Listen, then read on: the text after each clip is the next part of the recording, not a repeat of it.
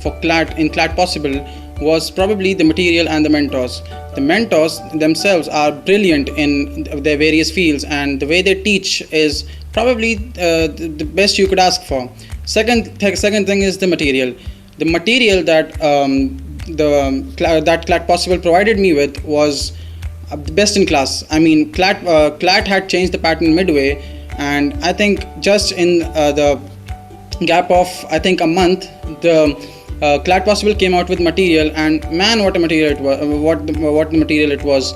I mean, I was blown away with just how nuanced and intricate it was, even in just a short amount of say a month. So yeah, that is the most defining part about Clat Possible. They commit to each and every part of your preparation, and if you read the material enough, I think you would be fine and would come out with flying colors. So yeah, that's what I would like to thank CP for.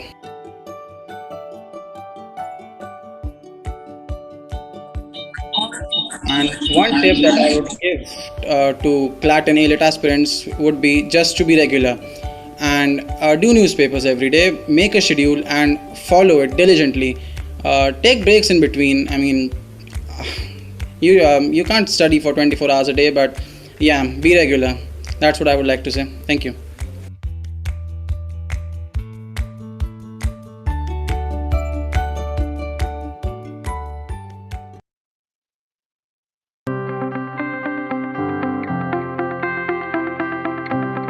Hi, good morning. My name is Ayushi. I'm from the CP Delhi batch. I took the 2 years DeFire course, and it was a classroom course, and I've been preparing for CLAD from class 11th. I gave my boards this year, and I got an AIR 27 in ALET and an AIR 62 in CLAD.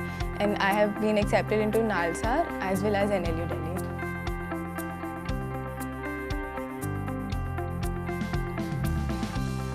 I was interested in law, and especially public international law, from a very young age, like from class 9th onwards. And I did quite a lot of MUNs, and when I looked for career options in that field, I found that law was the most viable option, which would take me where I wanted to go.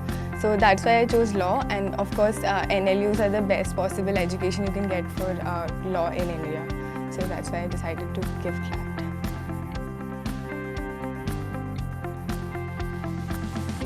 Okay, so when I decided to give CLAT and about the exam and all, I started searching up on the internet, and I found that CLAT Possible was a very good institution, and that it could lead me where I wanted to go. So that's why I went to the CP Center and got my admission there.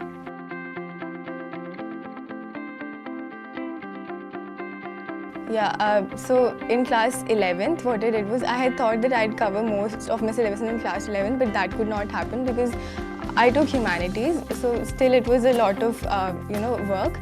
So what I did was I covered up static GK like as much as I could, and also the legal concepts, especially the classroom course helped a lot. I did not give any mocks in class 11, I started giving mocks in class 12.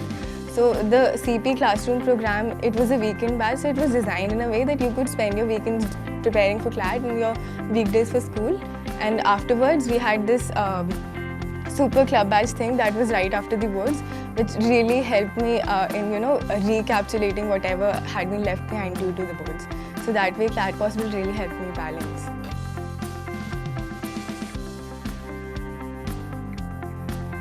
Okay, so it was definitely the mocks, because I gave mocks from one or two other institutions which I did not find up to par, and when I compared the CLAT Possible mocks with the past year papers of CLAT or ALET, there was much more similarity and much more accuracy in the kind of questions that came.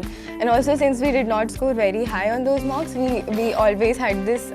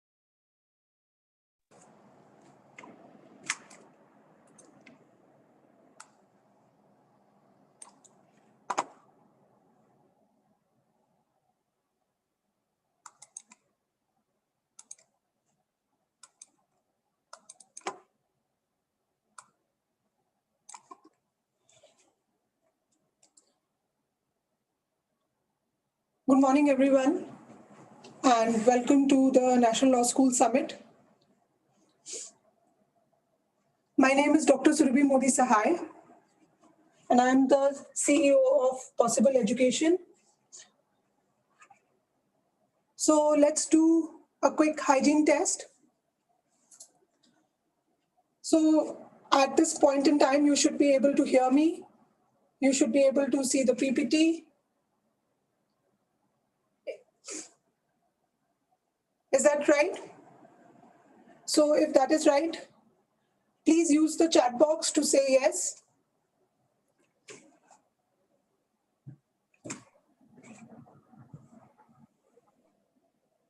The screen should be visible.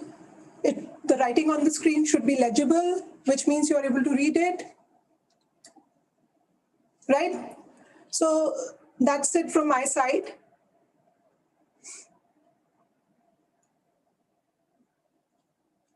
All right. Now, let's set down some rules so that there is clear and easy communication between you and all of us here at Clat Possible. We are all trying to make this event successful, and the success of the event lies in the fact that we are able to communicate easily. Your part of the communication, that means your part of talking, will be limited to the chat box. You may also use the Q&A option given on the screen. So you have chat.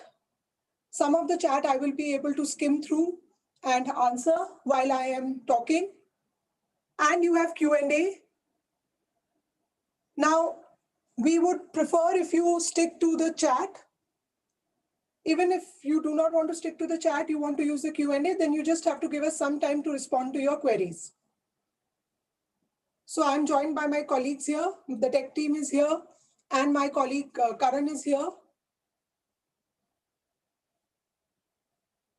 Karan, can you just briefly share your this thing? Can you switch on your video briefly?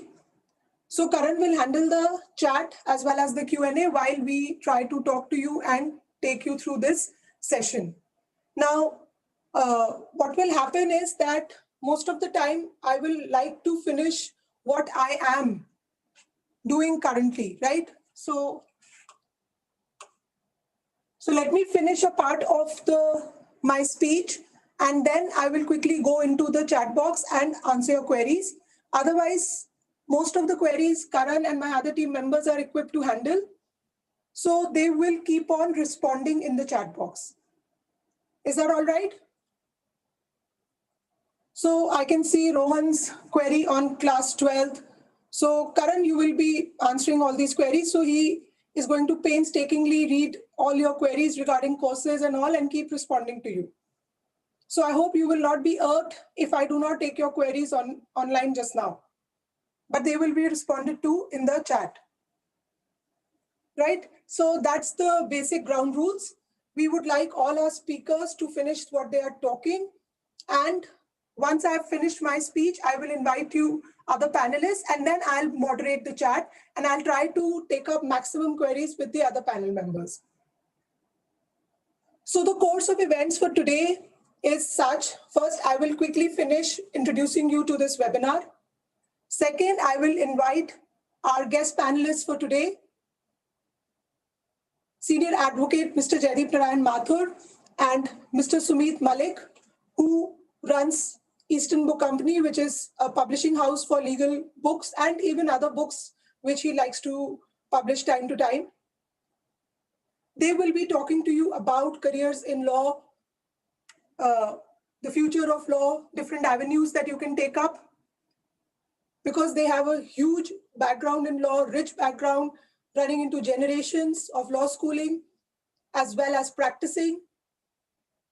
After that panel, we will be inviting our National Law School panel, of which one member just graduated last year in the year 2020, Anant from National Law School of India, Bangalore. And the other person who will be joining us in the last panel, which is the law school panel, is Shivangi Mishra. She is currently pursuing her third year from National Law School of India, University, Bangalore. So they will be the final panel, and they will be talking about how to crack this paper, how you should be studying, what can you expect in law school, how they crack their different respective papers.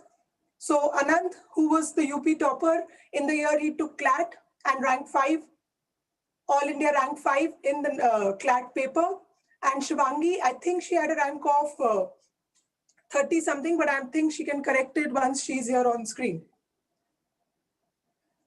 So if this course of events is clear to you, please say yes in the chat box.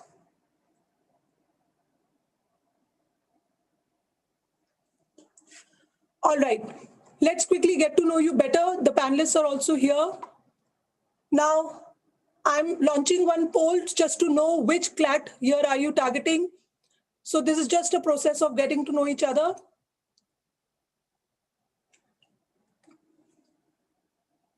So please fill up the poll as I have launched it.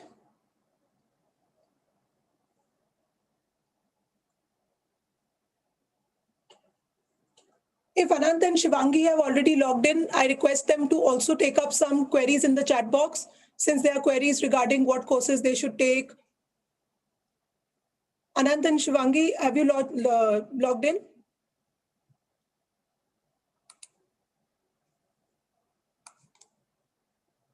Okay, they are yet to log in. All right, so we've got a good response from our first poll. I'm ending it. So for CLAT 2021, we've got about 16% audience. For CLAT 2022, that means class 12 students, there's 32%, and class 11th is 31%. And we also have some students from class 10th. Great, thank you so much. All right, we would also like to welcome any parents that have logged in and are a part of this session. So I'm just launching the next poll. Could you please identify yourselves as students or parents?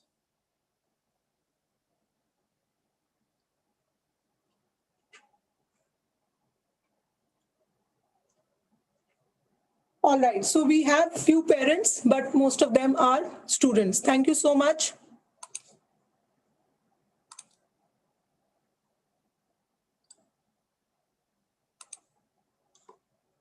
All right. So let's begin. Now, just to take you briefly to the history of this National Law School Summit, what used to happen when we had different times, regular times, we would conduct this summit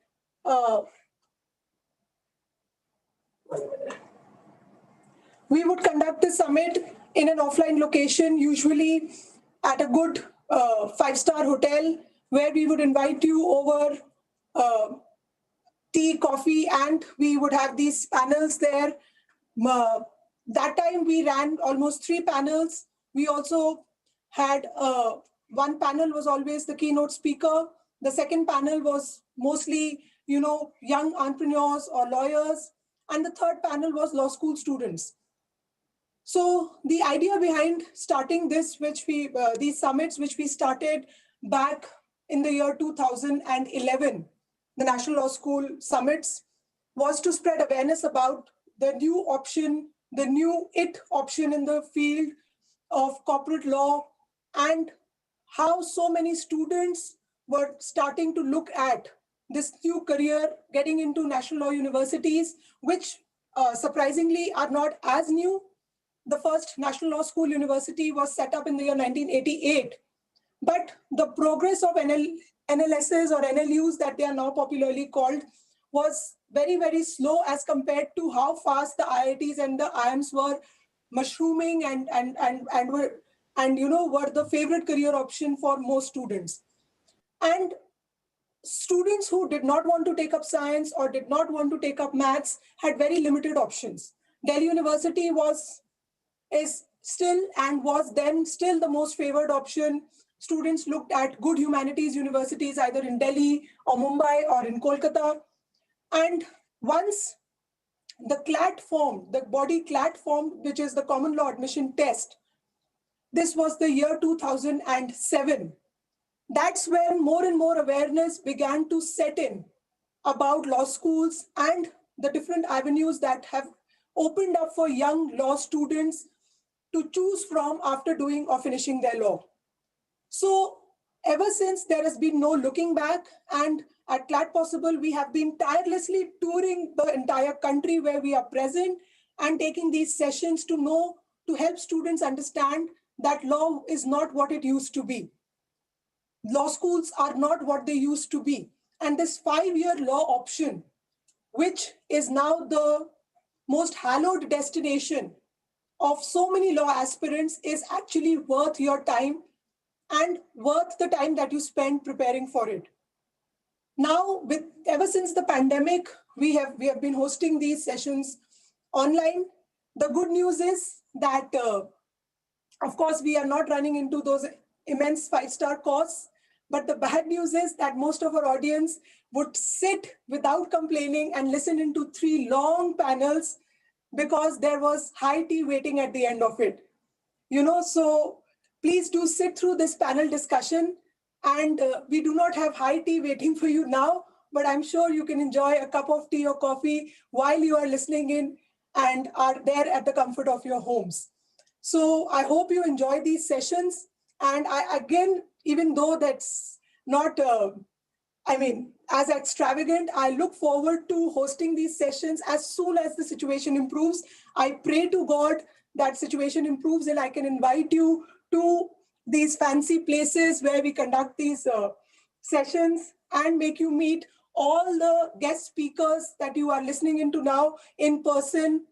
And I thank all my guest speakers for sparing time for this session. Of course, they have been a part of all our offline sessions as well, wherever we have held them, and wherever we have hosted these sessions. And I'm sure today also they will be happy to talk to you and help you sort out all your queries with respect to law as a career option. So on that note, I will quickly take you through the next part. All those who are here today, can you tell me what motivated you to be a part of this session? And if you have already decided that you want to be a part of law schools, which of these following options would you select as to the reason why you want to do law? Is it because you've been reading novels? Is it because you've been watching the series Suits?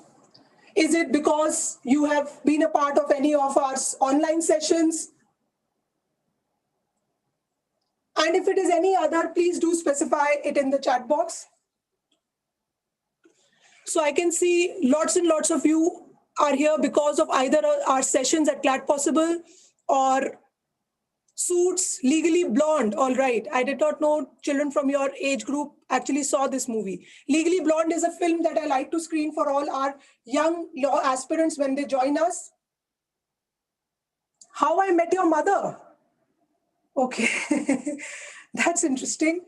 I would like to understand how I Met Your Mother made you, how I Met Your Mother made you do law.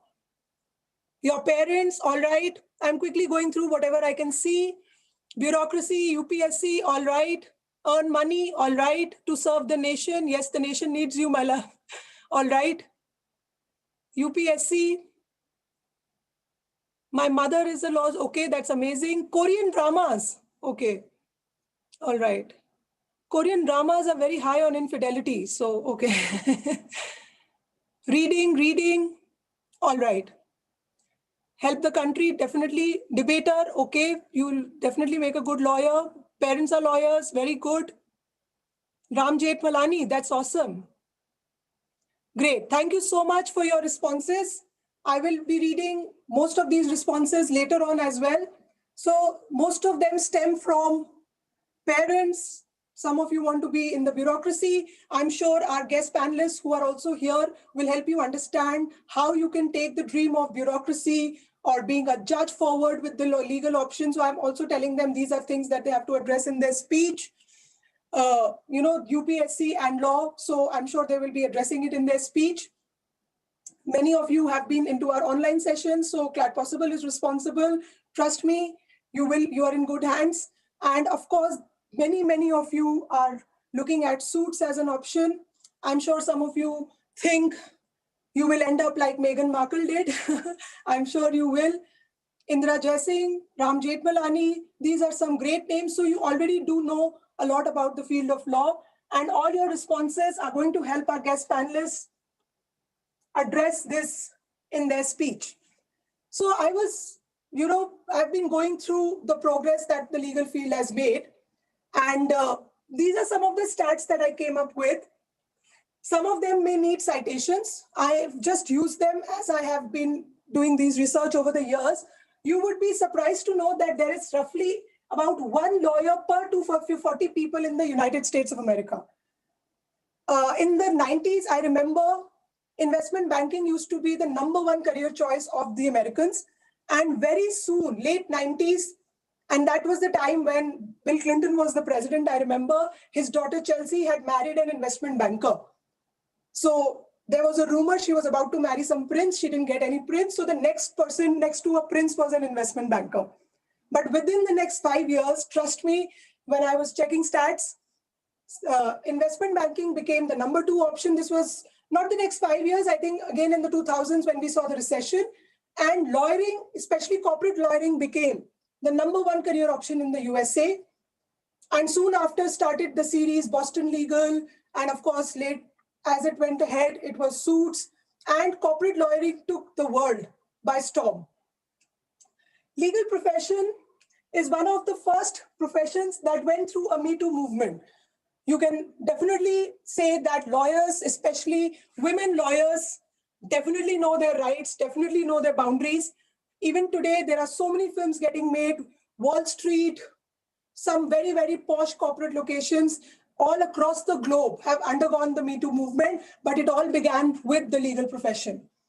Law students everywhere are known for their fancy dinners and parties. Many of you wrote you want to earn money. So I'm sure our guest panelists are going to address all these fun facts that I have just shared with you. Law students have the maximum in-jokes. Can you tell me what are in-jokes? What are in-jokes? Quickly. Does anyone know what are in-jokes? Very good, inside jokes. So what are these inside jokes? Jokes within a community. Excellent answer. Memes. So law students have the maximum inside jokes about law school, about their profession. And the worst part is only they can understand it, or unless people who are related with that field. And all other fields, if you combine their inside jokes, they match up to only the legal inside jokes of law schools and law students. And I see many of you going into law school in the next 1 year and being a part of this huge community of inside jokes. So, if Clat possible, if you are on our Instagram pages, we also share some legal memes. But of course, they are not probably as fine-tuned as hundreds of memes that you see on Bar and Bench and Law Live and all these places. So if you are a law student or a law aspirant, you must be on these websites. Follow us on our Instagram page, and we keep sharing details about Bar and Bench, Live Law, and so many other places that you can hook onto. Because law schools are the largest communities in the US and the legal field are the largest communities in the US and the UK, there are lots of career variations, help, and community support. So every time the world goes through a crisis, whether it's the recession, whether it's getting laid off from your jobs, at least the US, UK, the communities, the legal communities always gather around to help fellow lawyers. There is no end to the number of gruesome and weird tales which all of you will be able to tell by the end of even your first year of law university.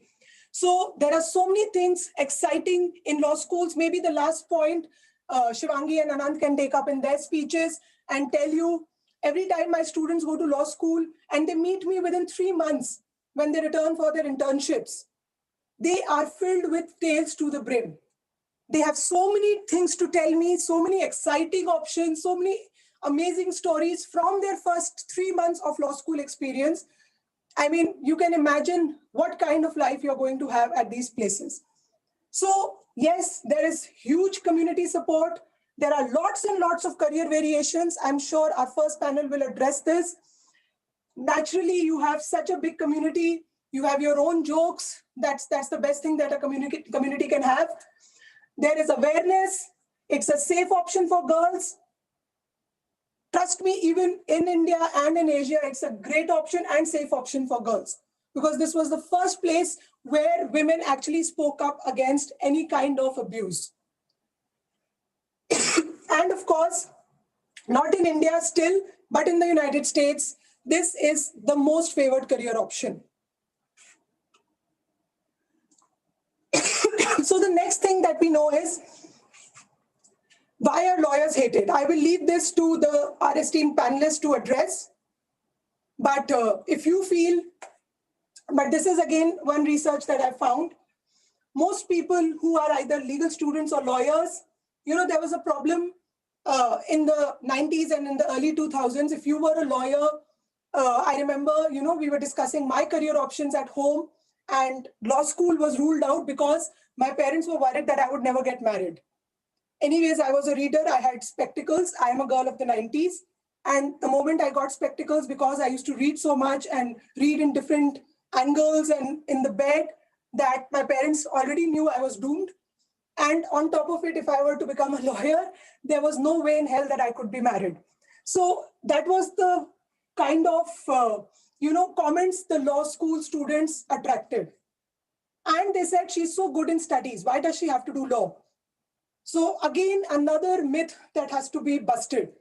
But across the globe, lawyers feel that people are not fond of them because A, they are smarter, they have their own language, they are intimidating because people are like, Vakil hai, panga kyun le? And some lawyers felt that people hate them so much because they are so expensive. So again, this is food for thought for our panelists. Maybe they can help you with this.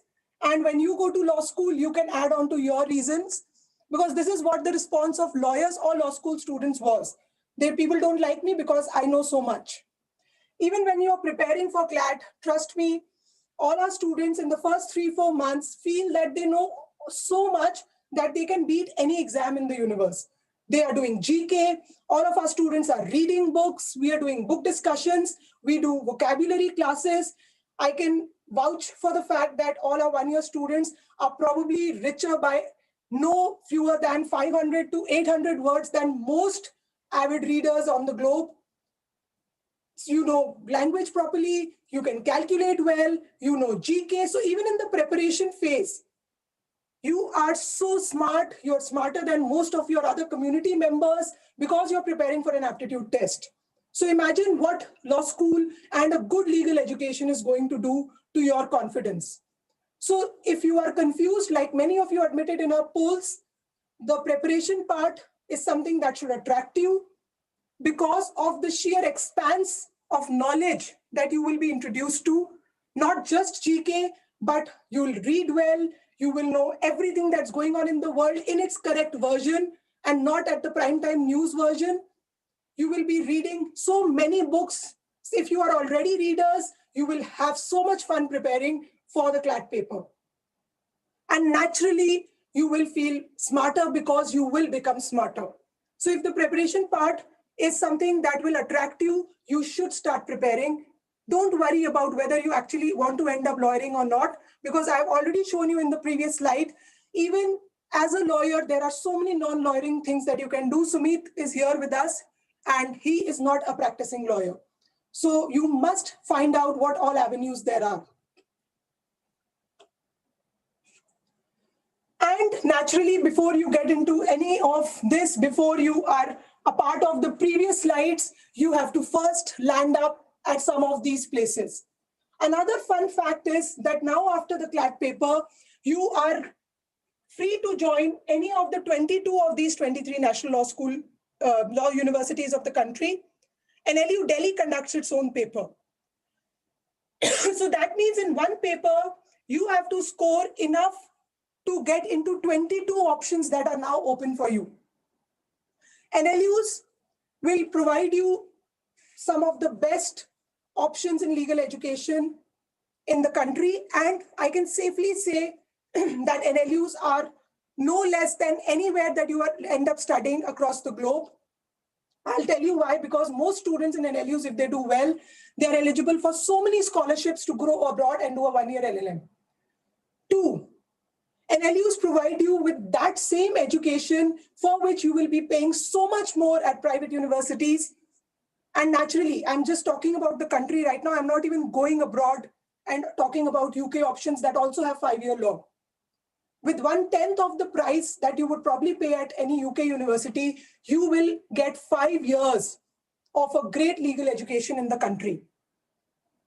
Thankfully, our education is still not privatized. So all the, all the great things about good education, whether it's a campus, library, colleagues, interface options, internship options, everything is available at a national law university in the country and at 1/10 the price. So why should you not prepare and get into these amazing places, which allow you to do absolutely anything in the world? So think about this. For a rundown on what universities there are, please log on to the Clat consortium of nlus.ac.in, participating universities. Just log on to that and you will see all the participating universities over here. Enter whichever university you are interested in. You can find out about the fees. You can find out about the number of seats. It's just a click away. And you can find out about hostel facilities, where it is situated, so on and so forth.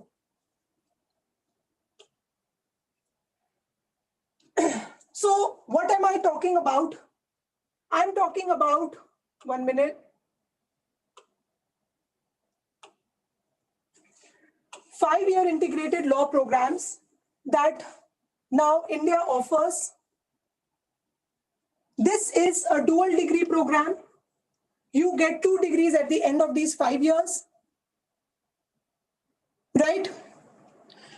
Let me correct the image if it is blurred. Give me 1 minute.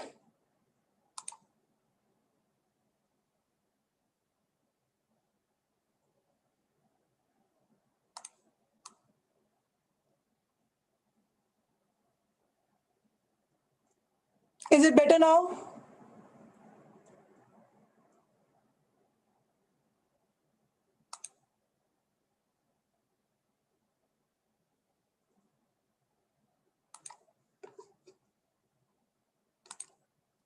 Right?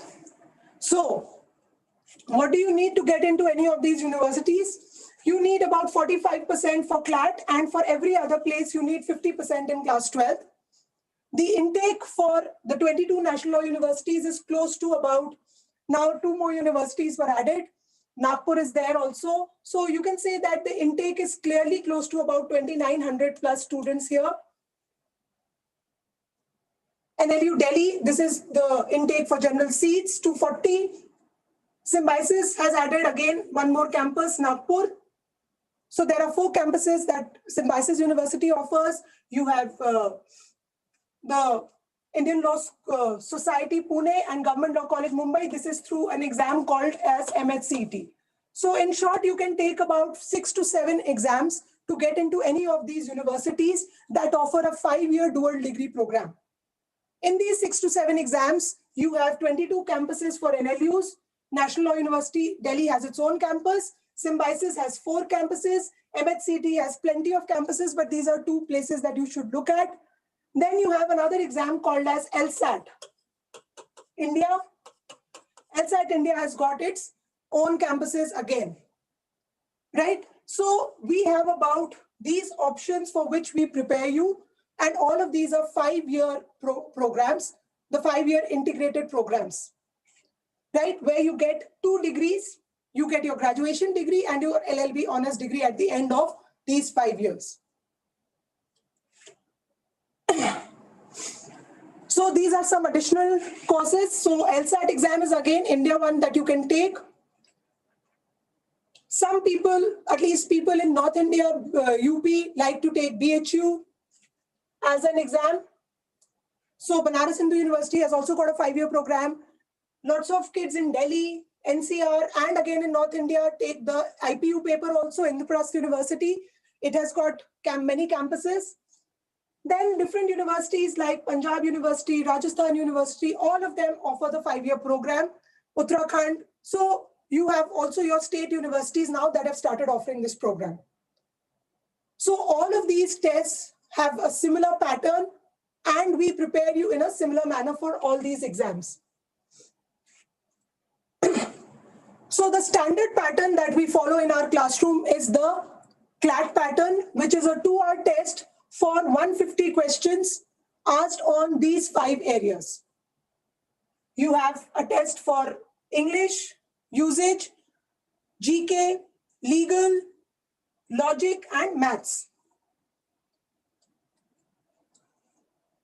So what all do you need? What skills are needed to crack this exam? Have you noted this? Once you have noted it, let me know.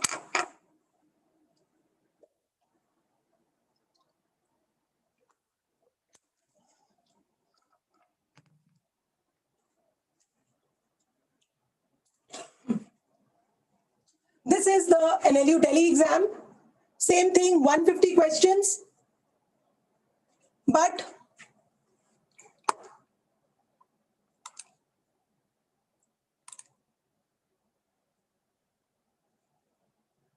I'm just settling the screen. I don't know why some of you think it is blurred.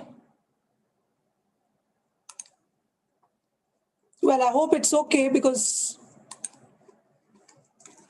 to me in the screen it appears okay. Yes, so 150 questions here, 150 questions in Clat. I had already shown you LSAT pattern and all.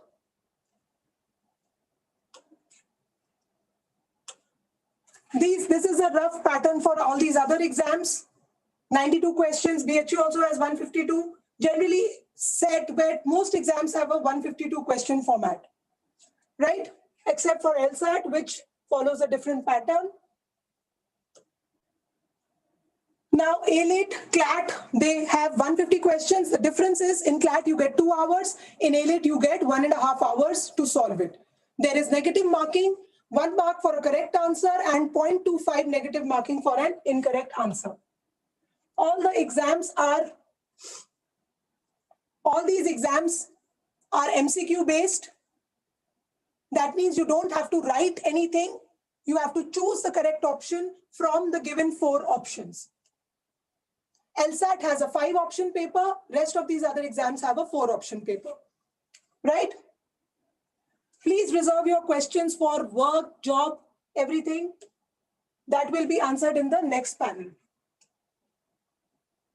So what is it that you have to know for doing this exam well? These are aptitude tests, and they are based on these 3 golden rules: reading, problem solving, and working with options. So you have to read. Most of the questions are in a reading format. You have to read the problem or the passage. Based on what you have read, you will be asked a question. So you have to solve the question based on what you have read. That is called problem solving. And once you have solved the question, you have to choose the correct option as your answer.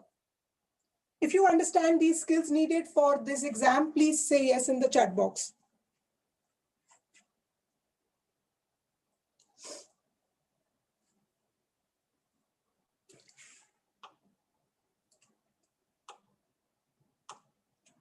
This is the exam info. The Clat exam has 20% for English and logic, 25% weightage to legal and GK, and about 10% weightage to maths and mathematical ability. This is roughly everywhere, except for symbiosis, which gives equal weightage to English, legal, and GK.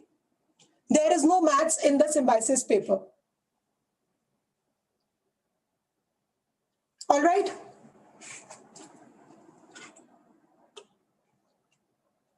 This, of course, we have already discussed. So when I said reading, this is something that you can expect in the paper.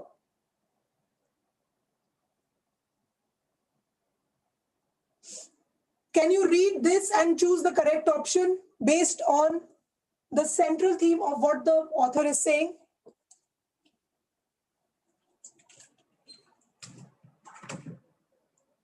ये हमने खोल दिया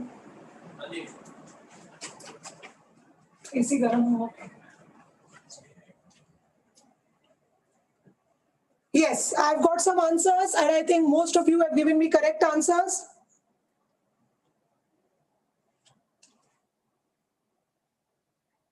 So there is lots happening in these 3-4 lines and this is what I want to bring your attention to. The passage is talking about some format of mad people and the author tells you what he means by the word mad. Mad to live, mad to talk, mad to be safe, desirous of everything, right? So now when I give you one option, yawn, is it just about yawning? Is it just about yawning?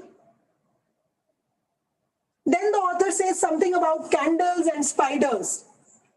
Does the author want mad people to become candles or spiders? That means when I talk about reading, there are 2-3 aspects to reading. I'm going to get into detail in the first class that I take up with you, which will be tomorrow, right? But I'll quickly just wrap this up because I've taken up this question. Reading is not just about what is written, but what you can understand from what is written, isn't it? So what is the purpose of candles and spiders here? What is the author trying to tell you by using candles or spiders? Why have the author used candles or spiders? What is the role played by candles or spiders? Very good. I do not know if you are a parent or a student. A. Kapoor, that's the correct answer. It has been used figuratively. Do you understand what is the meaning of figurative? Very good. Tanvi Manikar, the correct answer is simile. Amrit Bhattacharya, that's correct, simile. So is it a simile or a metaphor? How will I choose between simile and metaphors?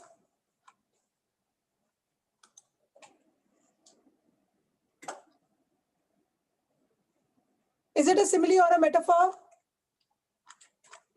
And why? Quickly.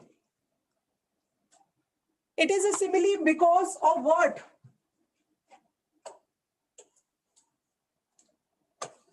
Because of these 2 words. Have you done this in school? Right? If these words were not given, it would be a metaphor. So that means in writing, you will come across direct meaning. You will come across indirect meaning through similes, metaphors, and other figurative forms of language. Right? You will come across things that the author is writing but meaning something else. So all aspects of reading will have to be covered. Things that are directly written, things that are written but do not mean those. So candles, the author does not want the mad people to become candles or spiders, but still the author is comparing them with candles or spiders. So we know this is figurative language. And yes, all those who gave the correct answer as 3, that is our correct answer.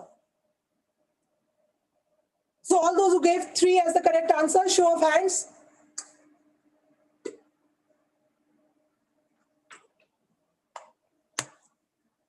Perfect. So we'll discuss more of this and other aspects of the paper in our demo classes. All those who would like to be a part of our demo classes, please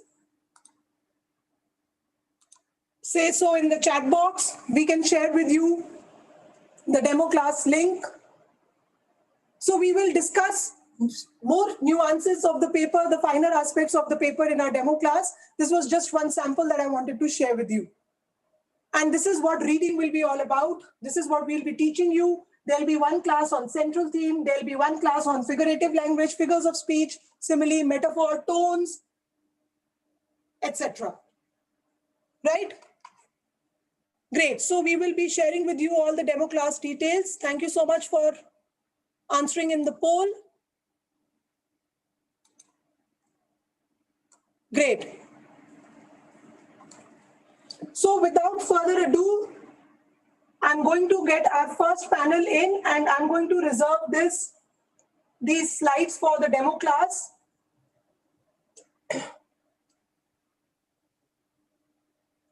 And the last part, Karan will be talking about our programs for class 12th. It's a one-year program. For those who want to drop a year, it is a 1-year weekday program. For class 12 students, 1-year weekend program. We'll reserve it right towards the end. And for those who are in class 11th, we have a 2-year program for you. All these details are on our website, www.clatpossible.com. And these were our results from last year. These many students in different national law universities, we have only shared with you results of the top 5-6 options based on the Clat list. You can find out more about our successful students on our YouTube channel, Clat Possible.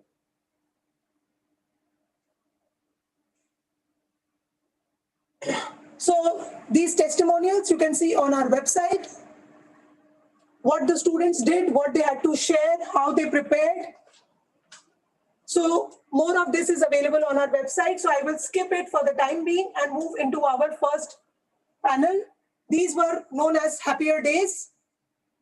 All our centers, classes, labs, libraries. We also held online classes even when things were not, when the pandemic was not there. So once the offline classes start, this is where you will be studying. Most of our centers have big, airy classrooms. Of course, you will not be so huddled up. And libraries and lab options are available. Ever since the classes have started online, because of the pandemic, we have launched a new online system known as Learning Management System. This is a self-help system. We have all our class videos here. All the topics are explained in a proper video format. Once you finish off all the topics, you choose the topics from this option. I mean, I know the screen is a little blurred over here, but at the end of today's lecture or in one of our demo classes, we can give you a tour of our LMS, where you can choose the topic. The class video is going to come up. The video will explain the topic. Then you will have a quiz or a sheet which you will solve.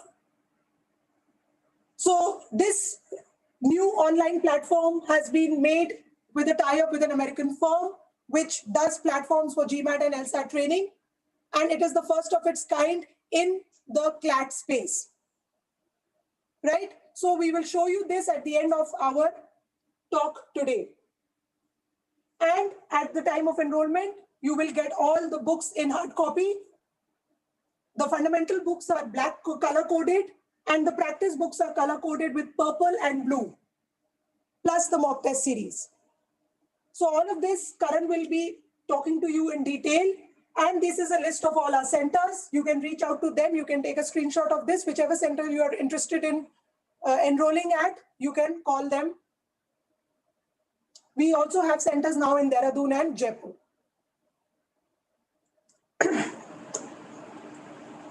Now, if there are any questions, I'm sure most of your questions are being answered. Our first demo class is tomorrow at 4 p.m.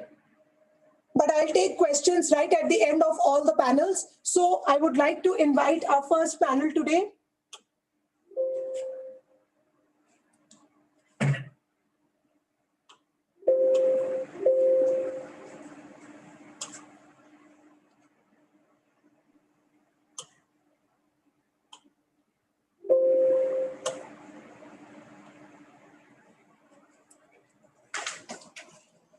All right. So I'd like to call upon our first panelist today, and Mr. Jaideep Narayan Mathur, a third-generation lawyer from a very, very illustrious family of lawyers. He's a senior advocate practicing at the Lucknow bench of the Allahabad High Court. Thank you so much for sparing time today, sir, and you have always been here for almost all our students. A good thing about Mr. Mathur is that, you know, he will meet you before you join us for your preparation. But then once you go into law school, then you will see more of him and even more of Sumit, because almost all our students end up doing internships either with Mr. Mathur at the High Court or with Mr. Malik at his publishing house. In fact, I remember last 2 years, I had to put in a sifarish for so many students because I think thousands had applied to EBC and there were only so many that Sumit could pick up. And there seemed to be no place at EBC for more internships. So more on all this, without further ado, I would like to call in our panelists. And our next panelist is Mr. Malik, who, 1 minute. Sumit, sorry, what were you at EBC? Can you unmute yourself? Sumit, you are muted. So Sumit is a graduate from the National Law School of India University. Yeah, and I'm the associate editor for Supreme Court cases, which is a law report which reports judgments of the Supreme Court, and I'm one of the directors in the company. Thank you so much. So now we can just have a Q&A format and a panel discussion. Is that okay? Sounds fine with me. So the first question to both of you, any of you could take it up first, is why should the students opt for a 5-year law program? So Sumit is from the 5-year law program, Mr. Mathur is from the 3-year law program, because then of course there were no NLUs at that time. So what is this difference in the 3-year and 5-year law program? And do you see any perceived differences when you see young lawyers and interns at your place? Can I answer that? Yes, please. I have a lot of interns who work here, and I have a lot of young lawyers who come and join me, both from the 3-year program and the 5-year program. Now, there are two basic differences, and I'll tell you the similarities. The differences are that a person who has done the 5-year program has studied 5 years not only of law, but there are also other subjects that that person has learnt. Now, after the 5-year program, you have an undergraduate degree, which makes you eligible to practice law, but also makes you eligible for a lot of other things. So which means that after 5 years of an undergrad program, you can not only become a lawyer or join a corporate law firm or something associated with law, but also there are various other options open for you. And those are options in the corporate sector. You have options for joining NGOs. You have options for writing the civil services exam. You have options for writing the judicial services exam. There are lots of options open for you.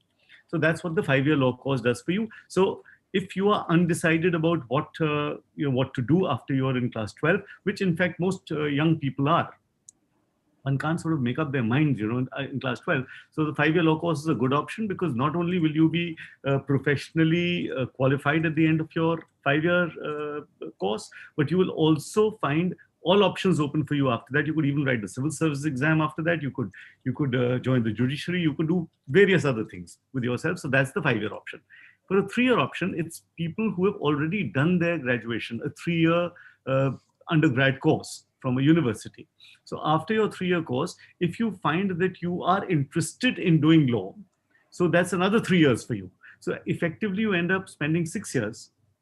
Of course, you've done your 3 years of BA or BSc or BCom, and then you and then you get into law. So you are older by the time you are through with it. Also, the 3-year course tries to squeeze into 3 years what is otherwise taught to you over 5 years. So it's not as intense as the 5-year law courses are. So that's the basic difference between the two. Yes, so we have lots of questions coming in, but all these questions I'm going to answer in my address. So what about career options, avenues after law? Of course, the traditional options are all there. I think one of you will take them up. Is there a struggle finding jobs? But Sumit is doing something which most of us, in fact, even in our counselings, do not address or cover, which is a legal publishing house. You belong to an illustrious legal publishing house in the country. So how did, did you need this law degree to run this publishing house? B, uh, I mean, why did you choose this as a career option when after NLS you could have been just about anywhere? And see what other options are there, which probably most of us do not know of, but they are equally good options when it comes to law schooling. And then for a change, we'll cover these options first, Sumit, and then we can go on to the more traditional options and a detailing on them. Okay. Thank you, Surbi. First, I just want to say a very good morning, Mr. Mathur. And I just want to tell all the people who are sort of listening to this that Mr. Mathur is probably an icon of this city and one of the true friends of law students and young lawyers. The number of people who reach out to him and the number of people that he has helped over these years is just incredible. So once you do get into your law schools, he's the person to sort of look out for, and he is extremely accessible and extremely helpful. And I will just want to say a few things also about Surbi. It's just amazing the passion that she brings to this. And I'm sure she'll sort of talk about that a little, but it's just incredible. I know her personally, but I'm amazed at the passion that she brings to this whole thing of training young students to be able to get into the law schools. Fantastic job, Surbi. So I've just sort of noted down a few points, which I just thought I'd speak about preliminary before I come to answering your exact questions. And I just sort of want to take something as simple as what is law, right? And kind of start from there. And to my mind, law is nothing but a formalization of social behavior and social norms. And I'll just give you three simple examples. Let's take traffic rules. There are simple traffic rules which says that you have to drive on one side of the road, okay? And that is the law. If one of you were to promise somebody else that you would do something for them and you took money for that task, you are entering into a contract. That is again law. uh, Punishing somebody without having a fair trial, right? Even if that person were a terrorist, okay? That is law. That is the law that has been guaranteed by the Constitution of India, right? And another simple thing. So, what does the study of law entail? And this is sort of my little experience that I want to share with you. Studying law is a little different from, say, studying mathematics or studying physics or studying science. Studying law is actually the training of the mind. Your mind gets trained in a certain way, and this 5-year course trains you, and at the end of it, in a very analytical way. And what you do at the end of this 5 years is be able to distinguish between what is relevant and what is irrelevant, okay? And this training is something which is very, very unique. So when, say, somebody who has a problem goes to like a lawyer like Mr. Mathur, the person will simply relate what the problem is, right? And Mr. Mathur, with his analytical mind, will then be able to, from his story, understand what are the important things that he needs to put down so that when he is arguing that case, how he can address them, right? Because if you know that the laws of physics, many of you would have probably taken science in your class 11 and 12. So you know that Newton's laws of physics have not changed in the last 2 centuries. But laws of man, they are constantly sort of changing. And then we come to the question of what can you do with this degree or with this study of law? And I was sort of going through um, a lot of sort of the questions, and a lot of you said that you want to sort of help society, or you want to sort of do that, be part of that. So I want to say is that you can be the agents of change. Being a student of law or having studied law gives you that power. It was a Shreya Singhal, still a student, who challenged Section 66A of the Information Technology Act, which completely changed the law when it came to information technology and arrest powers of the police. So it's a very, very powerful thing that you can do by studying law. And it gives you that power to be able to challenge laws, challenge thought processes, which have been ingrained in society for very long. So social norms which have become outdated till now. Section 377 of the Penal Code, bigamy, adultery, all these things were old concepts which are part of our law books and sort of our law and were prohibited. But it took lawyers with this thought process to be able to challenge it and change the law. Now I'll sort of try and come to the question that sort of Surbi asked me. What are the other things? Of course, there are traditional, and I'll quickly list them. So you have a litigation, you can be part of law firm practice, you can be an in-house counsel, you can join the academia, you can be a part of the judiciary. But what are the new things, or what is it that you can do with this training of being a lawyer? So what I've sort of told you, with this training of being of this analytical mind, you can do anything under the sun. There is nothing, once you have this training, nothing stops you from wanting to do. So if I mean, it's been 22 years since I graduated from NLS. And if I were to look at my class today, there were probably 67 or 68 of us that graduated. How many of them are still in the core practice of law? So maybe 50% of my class is in the core practice of law, and the other 50% have gone to do very different things, so much so that one actually has a rock band. So right from being a traditional litigator where you argue cases before courts, or to being now senior partners, managing partners of law firms, to being the general counsel of big companies like Cipla, etc. There are others who are entrepreneurs, who have gone on to sort of set up their own businesses, use this education, who've then done an MBA and now are sort of working with banks. There are others who are sort of a part of NGOs, who are then sort of working towards creating social change. So the possibilities after a legal education, at least to my mind, are absolutely limitless. There is nothing that stops you once you've sort of developed this analytical mind to be able to do things like that. And I'll talk a little bit about publishing and sort of connected with that legal news. So these are two things which are again sort of evolving. Today we have about 17 or 18 legal editors who work with us as part of the publishing program. And EBC is one company which publishes content right from the simple text of the act which is passed by Parliament, right to a database which has about 4 million documents. And between all this, books for law students, just when they have to prepare for the Clat examination. And then, of course, now most of you would be aware that legal studies has been introduced as a subject in class 11 and 12.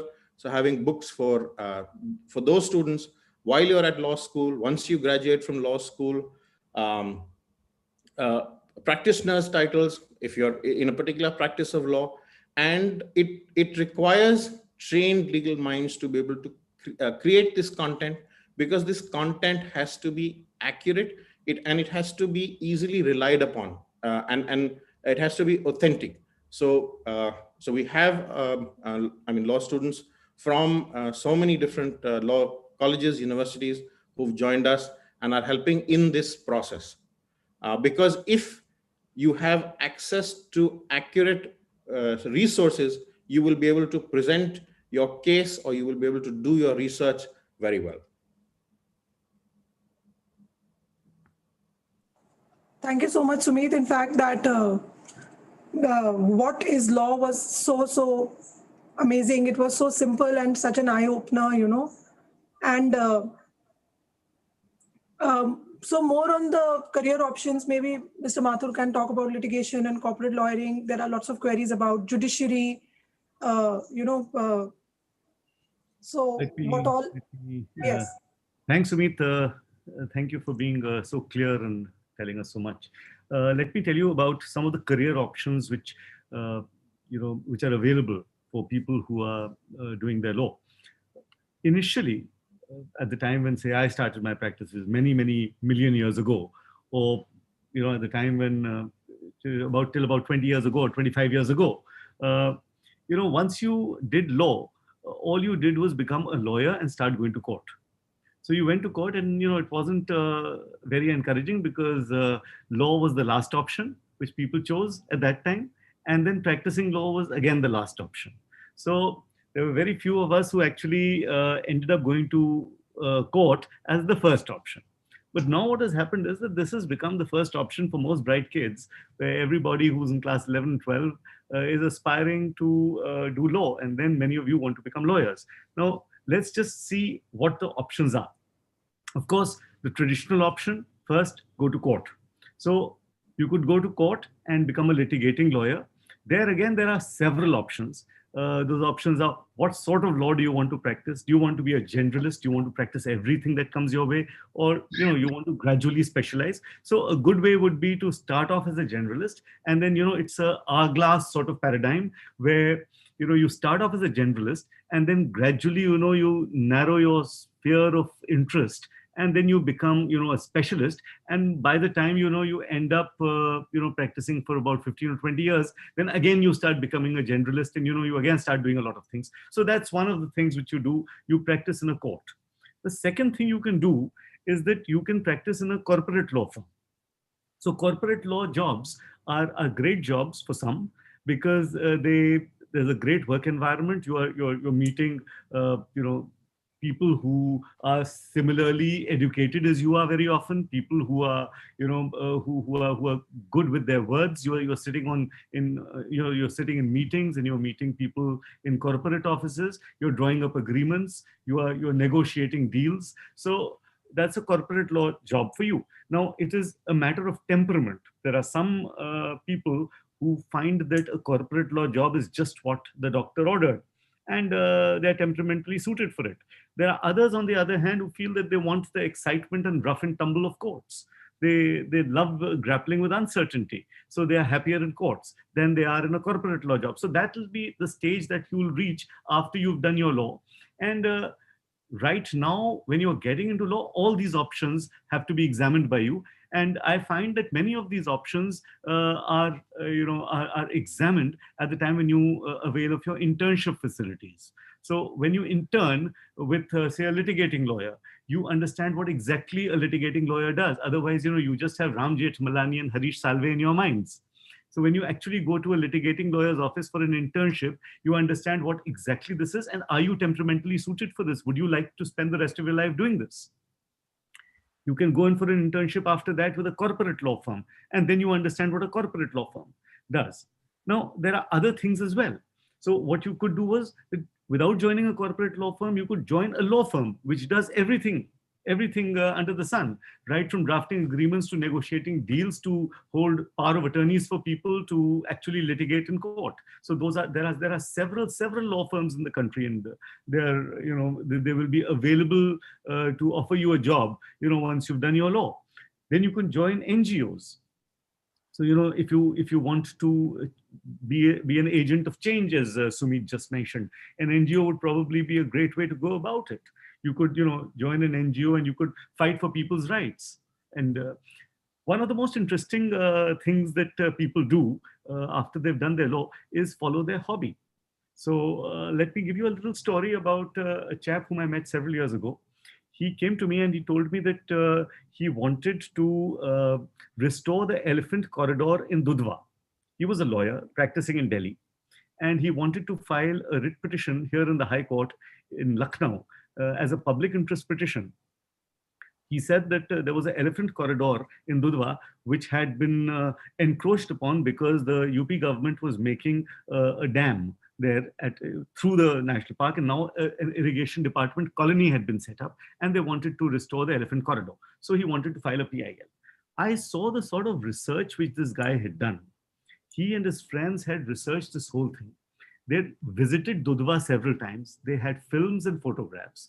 And when I got talking to him, I found that he was an environmental lawyer who was going from state to state.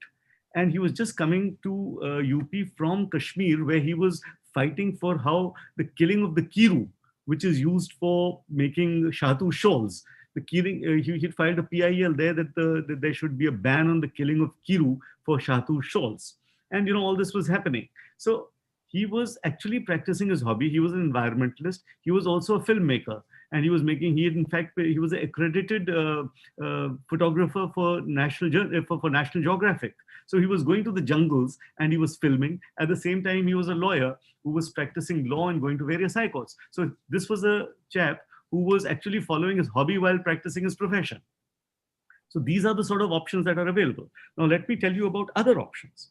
Now, the way the law school syllabus is designed is it's a complete answer for an aspirant for the UPSC exam. If you're taking the civil services exam and you have done your law from any of these universities, then you've actually taken care of one full paper for the civil services exam. So many people who finish from the national law universities want to take the IAS exam or the civil service exam, and they're completely, okay with at least one paper there. Also, after they get into the civil services, the knowledge of law is extremely helpful. You're comfortable with, various laws. You're also comfortable with courtrooms. You're also comfortable with how law is practiced because, your 5-year experience in the law school has taught you all this. The other thing is very often people want to get into the judiciary. Now, let me just tell you a little about how to get into the judiciary. One, you become a lawyer, practice in the courts, and after 10 years of practice, you're eligible for being considered as a high court judge.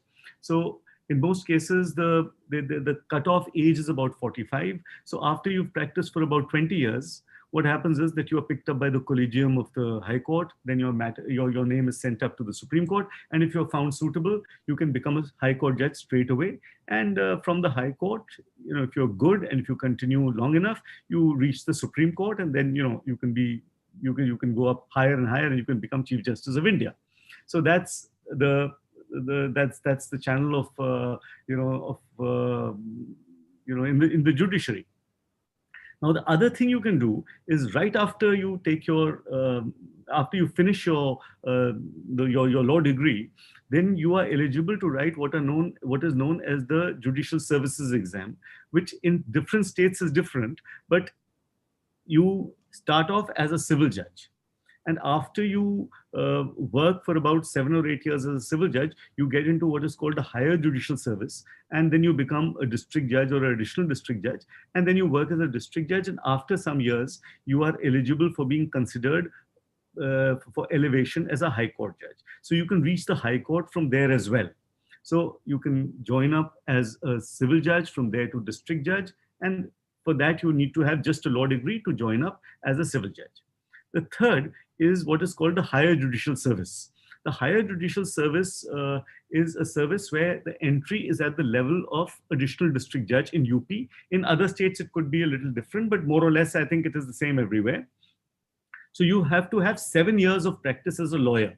So you practice for 7 years as a lawyer after your law degree, and then you write an exam, which is which makes you eligible to join as if you're selected, then you join as an additional district judge. From there you are promoted as district judge, and then from there you can be elevated as a high court judge, and so on and so forth. So these are the options which are available for judicial services throughout our country.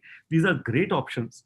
I know of several people who started off their practice with me as a lawyer, practiced for 7 years, and then opted to get into the judiciary by writing the higher judicial examination, which is an exam which tests your knowledge in law. At that stage, they had a choice. They could have either continued as lawyers, they could have been happy if they were happy practicing law, or if they felt they wanted to do something else, then that was an option open for them to join the judicial services. So these are the options open as a higher for the higher judicial for the judiciary as well. Now, the one of the jobs, which is one of the things I wanted to talk to you about, is that today doing your law degree from one of these universities does not only make you a lawyer, but I have learned that over the years, there are a lot of people a lot of corporate houses who are going to these law universities, or who are, approaching law graduates for regular corporate jobs. I'm talking of jobs in banking, jobs in the corporate sector, in marketing and finance and everything. because I was speaking to one of the companies who was recruiting, and they said that, see, what we are looking for is when we are going to, whether we are going to the IIMs or we are going to a law school, what we are looking at is a bright guy, a bright person who has the ability to work hard, who's focused, and who can put in long hours. So whether we get somebody from IIM, or we get somebody who's graduated from the National University or great law college, the person is more or less, all right for us. And after that, we train the person on the job. So I know a person, a lawyer who was practicing in my office. Sumit knows him quite well, who joined Deutsche Bank with a regular banking job. I mean, he is no longer, practicing law, as it were. He's actually a banker and who's doing extremely well for himself. So lawyers are no longer, people who are doing law are no longer being confined to the spaces within lawyering. So everything in the world is open for you after you've done your law, and this will give you an opportunity to do so many things. I mean, Sumit Malik is a great law publisher. He's publishing law books which every lawyer, every judge in the country is referring to. I mean, I have my office has his books all around me. So what this degree does for you is entitle you to, reach places which you've always imagined you want to be at. And there is a great degree of job satisfaction. Let me give you a small example of job satisfaction. In my chamber some years ago, there were these young people who had just started their practice of law, and I walked in the evening and I found that there was an old man who was sitting there. He was from some village. He had a polythene bag with him and he had some papers. He had tears in his eyes, and all he was saying was that his land was being taken away. He knew nothing about his case. So I saw these youngsters, go through his papers. And when I left the office late in the evening at about 9 o'clock, I found that they were still working. And I asked them what it was. So they said, no, he is being deprived of his land by the government, and he's not being paid compensation, and they haven't acquired his land. They're making a road over his land. So they said, we are going to file a writ petition for him. So they worked hard. I had to go out somewhere for dinner. I came back at about 12 o'clock at night. I found that the lights were still on and these people were working. I discovered next morning that the office had worked all night. They had prepared his writ petition. They had got the photocopying done, and they were ready to file the petition in the morning. So they filed the petition in the morning, and they requested the court for an urgent hearing, which they were lucky to get. And in the evening, when I came in the office, the next evening, I found that this man was there with a box of sweets. He was grinning from ear to ear. And the same man who was crying one day before was now completely delirious with joy. And he was, patting these lawyers on their backs. And he was saying that he's got an order in his favor. So I said, how long did you guys work? He said, sir, we worked all night. He said, wonderful. How did the hearing go? The hearing lasted for about all of 5 minutes. And we drafted the petition, and the court was convinced that, this guy was being taken for a ride. They've given him an order in his favor. He's not going to be deprived of his land. After that, I found about 6 months later, I found the whole office was ready to go somewhere. And I asked them where they were going. So they said, oh, that guy who had come to us so many months ago, his son was getting married in the village. So he's invited us. He said that, the Bharat will not go till my lawyers are there. You are the most important guys in my life. You've saved my land. So all of them hired an Innova and they went there and they spent the evening at the village and they came back. And there are countless stories like this. So what happens is this, that you are actually able to change a person's life in this small way. The sort of job satisfaction that you get is similar to the job satisfaction that a doctor gets after he saves a patient. The job satisfaction is such that it's immediate. So a man who is crying today in the evening, you will find tomorrow, smiling from ear to ear with a box of sweets for you. So it's a great job. It gives you great satisfaction. The other thing which a lot of kids and actually a lot of parents also ask me, and this is an interesting one, that is there enough money in it? So what happens is this, that see, money makes the mayor go. You can, youngsters today are not going to be motivated as much with many things as they will be with money. So point is there enough money? Let me answer that question as effectively as I can. Uh, as far as corporate law is concerned, there is money immediately. You join a corporate law firm, you're paid a decent salary, and as you go along, you start making more and more money, and you make a hell of a lot of money at the end of it. As far as law firms are concerned, well, not as much money as in corporate law, but you join a law firm. In the beginning, there's not as much money, but then once you move on in a law firm and you get more and more sort of work and you start getting more and more successful, then there is more and more money coming your way. There's a lot of it after that. As far as litigation, the courts is concerned, initially, no money. You join up with a good senior. He gives you enough cases and enough work to keep you busy, a little money to keep your body and soul together. And that's about it in the first year or so. After that, money starts coming in, and then money does come. And after some time, there's lots of work and lots of money. And after some time, you earn more and more money and you get more and more work. And after some time, you just keep earning money and there's no work. So that's the point in your life where you want to be after, when you're a grandfather, probably, when there's more and more money and no work, so you have a lot of time to spend at home. So that's the way it is. So there is money. It's not like the old stories that you heard of lawyers, with their frayed coats and their crumpled bands hanging around in on the roads and not earning enough money. That is not true anymore. There is money and it comes quite fast. The other query which a lot of parents have and a lot of kids also have is that is there enough time?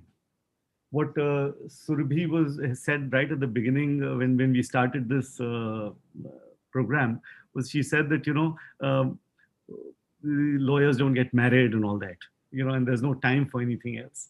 Let me tell you how this works. Lawyers actually have a hell of a lot of time. You see, the court is also your club. So what happens is that when you go to court in the morning, on the busiest of days, there's enough time to have a cup of tea with friends or a cup of coffee with friends. There is enough time to stand around in the corridors to gossip while you're waiting for your case. You meet friends every day. Again, in the evening, when you're sitting in the chambers, you are meeting clients and you're meeting lawyers.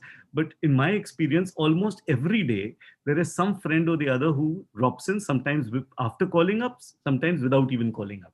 Oh, I was passing that way. I just thought I'd, talk to you about something or talk to you about, and, there's small legal advice that sometimes the advice is, I've given out my house on rent.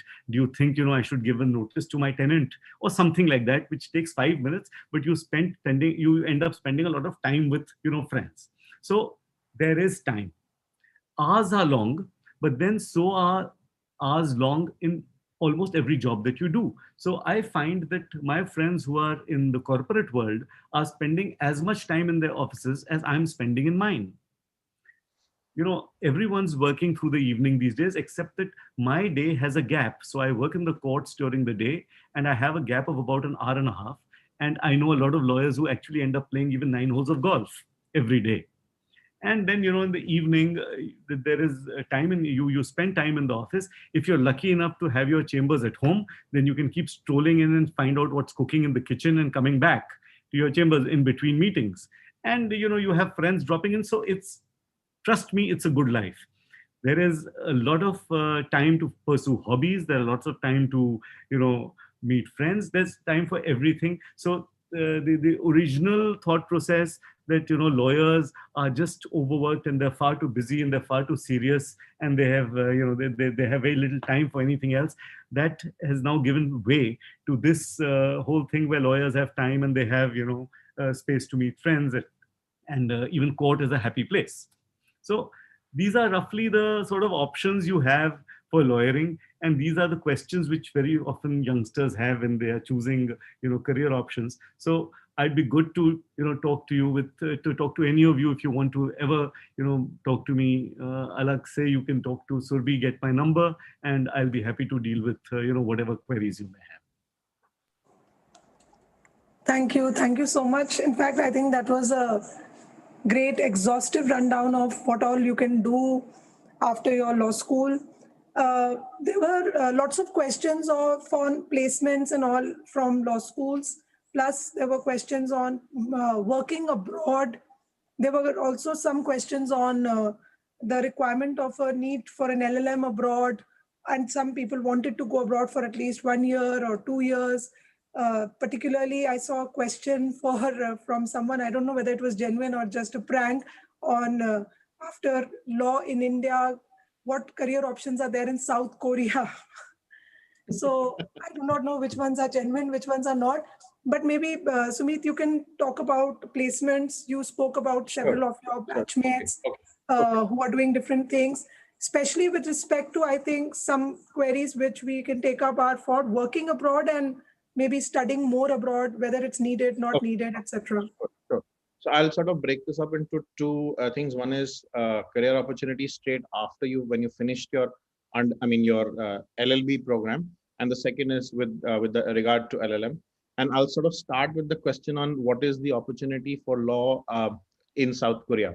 So if you finished your law from one of the NLUs and you got recruited by either Samsung, Daewoo, or the other Korean companies, and they placed you in their legal office in South Korea, you would reach South Korea. So whoever asked that question, do your Clat, score high, get into the law school, and aim as soon as one of these companies come for campus recruitment. That should be your aim. So it should basically be a 1-point program for you.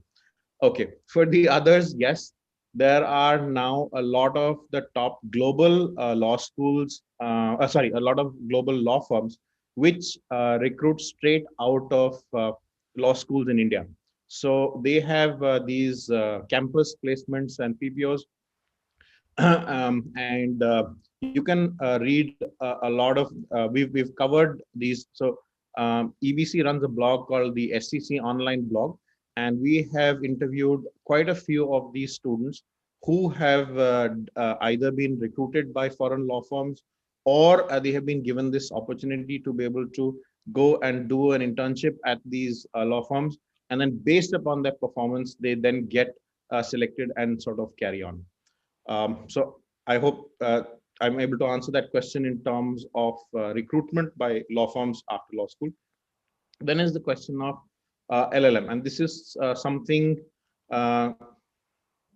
Dinesh says, global law firms recruiting law graduates from UK to work in India, or vice versa. So global law firms based out of the US, UK want to recruit students from Indian law schools to work for these firms in the UK and in the US and other countries too. So that's also there. Then is a question of an LLM. I'll just talk about an LLM both in a general sense, because LLMs are offered by Indian universities. All these NLUs offer LLMs, and then of course you can do a foreign LLM. So you have to think very carefully as to why you want to do that LLM. Does it add so much in terms of your higher ability, in the sense that if you were an LLM over somebody who is just an LLB, would somebody want to hire you more? To my mind, the answer is probably no. Your higher ability does not increase by doing an LLM. An LLM I speak from my experience only, is where you're able to understand, and a lot of these foreign LLMs are where you've got people from across the world who come. Just to very basically explain to the students who are here, that the legal system in the world can be divided into sort of broadly 3 legal systems. One is called the common law system. So this is followed by all those countries of the UK and its erstwhile colonies. So whether it's the US, Canada, Australia, New Zealand, India, Pakistan, Sri Lanka. And then you've got the civil law countries, which were basically the Napoleon had control over. So continental Europe, and then their sort of erstwhile colonies, that is South America, parts of Africa. And then you've got the Islamic law countries, right? So when you go for an LLM, students from all 3 systems of law come over there. So what you're basically able to get is this vast experience, this vast exposure to how the rest of the world is functioning, and you're out of your own sort of safe zone, and you can see what are the new areas of law that are developing, because all these universities will talk or discuss whatever are the cutting edges, cutting areas of law. So it's a question of being able to get exposure, to be able to meet new people, to create new contacts, because then they will become your contacts once you've graduated from there, and whichever field, they will become your contacts. So an LLM works more in that sort of sense, rather than really helping you get hired for a job or for an ability to get that. So I hope that sort of answers what Surbi, that you had. Yeah, so Sumit, one last question. One last question, sorry. So, anyways, I've been answering that in the chat. For example, there's no 5-year law program in the US. They have to do their graduation and then go to the US, Yes. right? So, Yes. right here, they have to study. The UK has an option. So, I've written about the exam part. So, all those who have Right. queries for the UK, I have answered some of you, but in general, I'm just addressing it. So, should you do your law from UK or from India? I will probably let Sumit or Mr. Mathur take this up one by one. However, from preparation point of view, I would like to say that prepare for Clat, prepare for LNAT, which is the entrance test for the UK, and then see after the results are out where and how you want to study. So if fee is not a concern, I did answer something about fees in my address earlier, where of course the fee difference is tremendous between studying in India and studying in the UK. If fee is not your concern and you're still open to studying abroad, then as far as preparation is concerned, I feel you should prepare for CLAT, for LNAT, for LSAT India, and all these exams. Give all the exams and then take a call later. However, as a general query, whether you should study law undergraduation in India or in the UK, there is also one query about studying in The Hague, as in, in any other European country. So how would you address that for students of India? Could I answer that? That doing the graduation part only, abroad. I'll try to answer that. See, if you have an option of going abroad for your law, the first thing as an Indian which you have to consider is that whether the degree that you are going to get abroad is recognized by the Bar Council of India. That's the first thing. Now, you will find from the list of universities which the Bar Council has given recognition to, the list of universities, you will find that most universities in the UK, their law degree, if it is a law degree for over 3 years, is recognized in India. Now, the problem is that if you join law in UK after your class 12, then you have to join a 5-year law course. You can't do, even though you'll find from the net that there are some universities offering you a three-year course, but please do not consider them if you have an option of coming back to India, because the Bar Council recognizes only those degrees which are which have led up to at least 15 years of education. So it's you've done for which you got admission after 15 years of education, which means you've done your class 12 plus a 3-year BA. Plus, the degree so if you have a 5-year degree after class 12, that's good. But otherwise, the degree is not good for you to practice law in India. You will find, surprisingly, that there are very few places from the US which are recognized for practice of law in India. So if you're doing an undergrad degree from the US, then there are just a handful of universities. I think there are about 10 of them or 8 of them. And many of the Ivy League universities, for instance, even Harvard is not recognized as as the place which will give you a degree which will entitle you to practice law in India. So you have to be very careful with that. None of the European universities, save 1 or 2, none of the European universities actually entitle you to practice law in India. So if you have to go abroad, a great format to go abroad is after you've done your 5-year law course in India, then after that, take a year out, go abroad according to the area of your interest, either do an LLM or any other degree in in the law that you want to, if you have to come back and practice in India. As Sumit said, he's very right that it does not give you any head start or special advantage over your counterparts who've just done their LLB, but it'll give you a huge resource bank. It will give you huge exposure, and an education abroad is always an eye opener. You will be interacting with people across the globe, so you will also be getting clients from all over the globe, and all that will happen.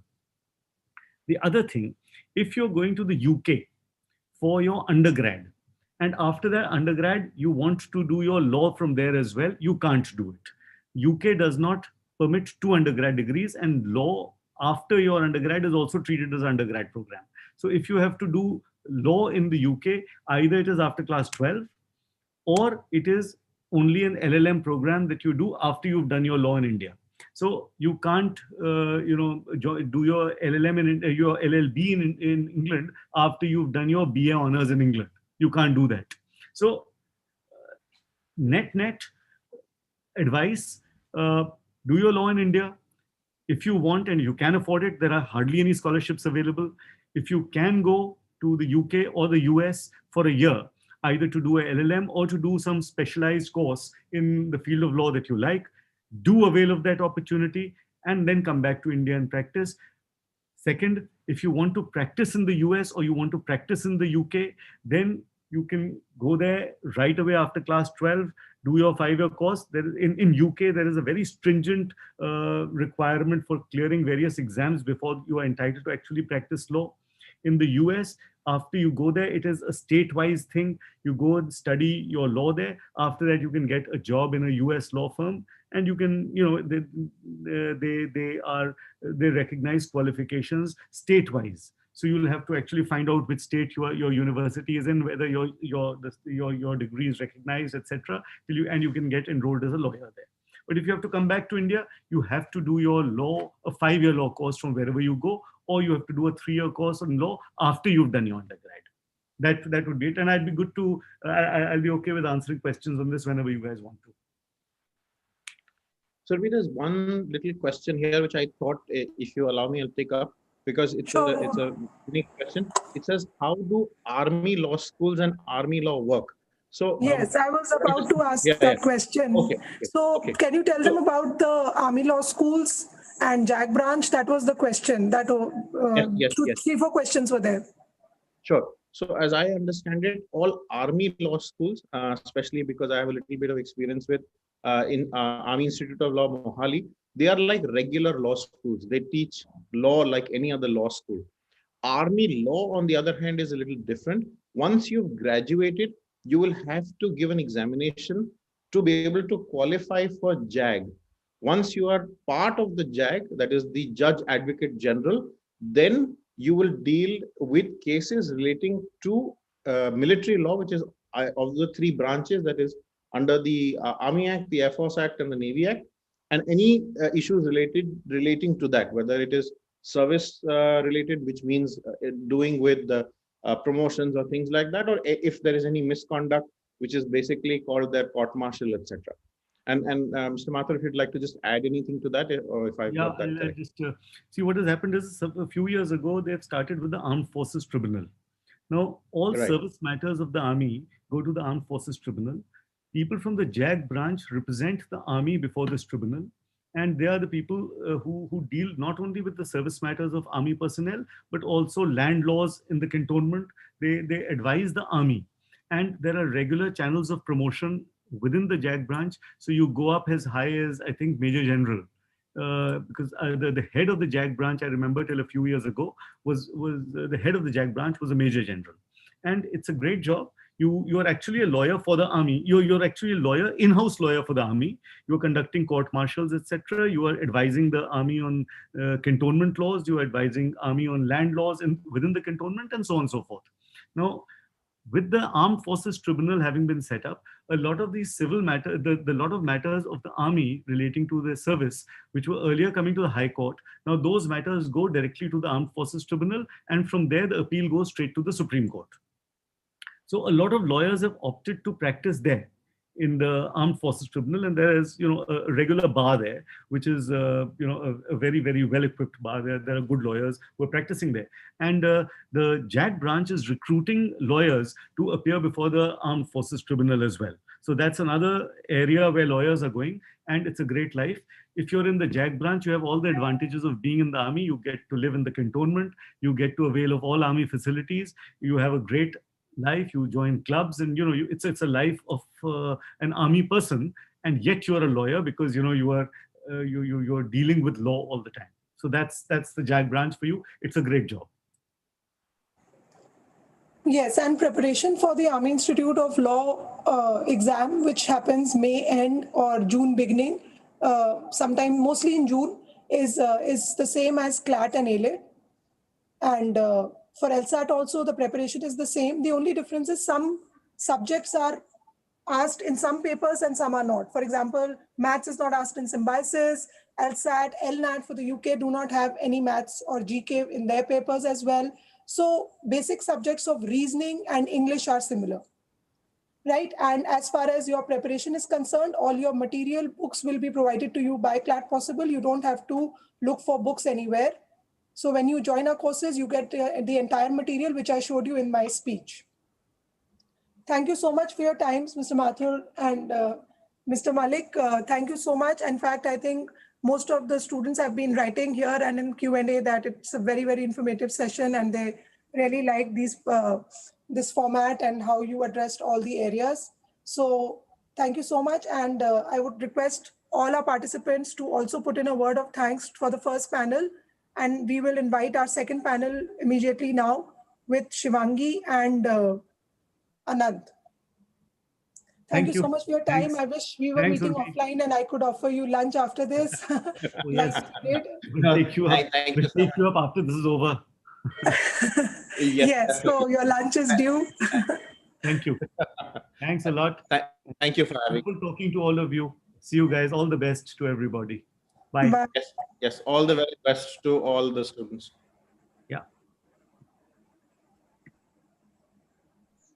Shivangi and Anand are here. I had introduced you in my part of the speech again. So Anand just graduated from NLS Bangalore and Shivangi is currently a student there. So for both of you, I would like you to take on from here and probably address queries on preparation. There are questions on books. I told them all our books and material and mocks will be available here. They don't have to invest anywhere else. Plus, there were questions on should they join NLUs, IPU. Mr. Mathur had answered questions on studying abroad. I think you were listening. Some parents are interested in doing even graduation abroad. So are NLUs equivalent to probably, options that are there in the UK better?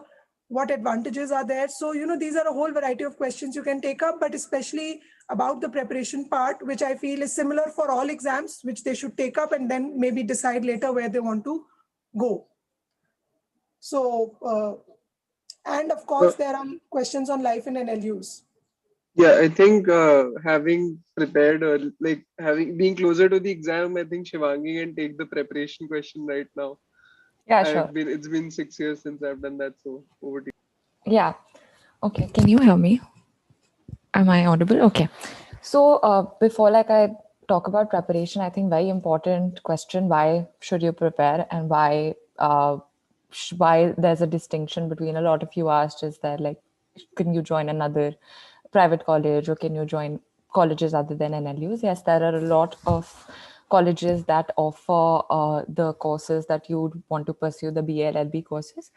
What's the perk of going to an NLU, and what's the perk of going to a good college for that matter is it's really not about the campus. It's not about, sure, you would like the campus. It's not about, the name or what you see in the ranking. It's not solely that, but it's largely what environment you're growing up in. You're going to be spending the next 5 years of your life, and they are very, very crucial 5 years of your life that you're going to be spending around people that should push you to challenge yourself and grow. So make sure, when you're thinking about going to college, you're thinking about being around people who are going to challenge you, and you're going to challenge yourself to grow in that environment too. So what's the most important thing about going to a good college is having a good peer group. So, most of your, Anant is really he was my fourth year when I joined college. And honestly, like, I mean, he's been so helpful throughout college life. He's going to be so helpful, like, even when I leave college. So that's the advantage you get when you're going to colleges that have a good environment, that have seniors or juniors that are very pally with each other. They're going to be helpful to you, not just in college, but they're also going to be helpful for you throughout your law throughout your life, and in your profession, as when you choose law. So I mean, that's what you should look at when you're, like, thinking about writing clat, for that matter, or like going to any college for that matter. Then I come to preparation. There was a question, I think somebody just wrote that I'm in class 12th and I have science and I'm confused. I think I find it extremely interesting, and you'll find it extremely interesting when you go to law school. You'll find a lot of people who have been there, done that, who took up science, were very confused, wrote the clat, ended up doing law, realized that, probably that was for them. So, I mean, I also took science in 11th and 12th, and I realized midway through 11th that this was something that I didn't intend to do for the next 4 years of my life. I didn't want to do engineering. So I tried to figure out a lot of other options, and law seemed like something that would interest me, especially because the skills involved were mostly reading and writing, which I thoroughly enjoyed all my life. So that's, I mean, if you're confused, you've got to first eliminate things that you don't want to do. Like, for me, I knew for a fact that even if I didn't know that I wanted to do law, I for sure knew that I didn't want to do engineering. So if you can eliminate a few options and narrow it down, probably like explore a little bit of like what happens in law school, what the preparation is like, what the profession is like. I'm sure like this webinar was quite helpful for that for all of that. So you can look at that. So it's okay to be confused. That's completely fine. As regards preparation, I think I'll talk about my journey, and like there are lots of things that you could pick up from that. I'll also give you a little bit of things that I think I should have followed and could have done better. So I started preparation in my 12th grade, and I wrote the CLAT exam alongside my boards.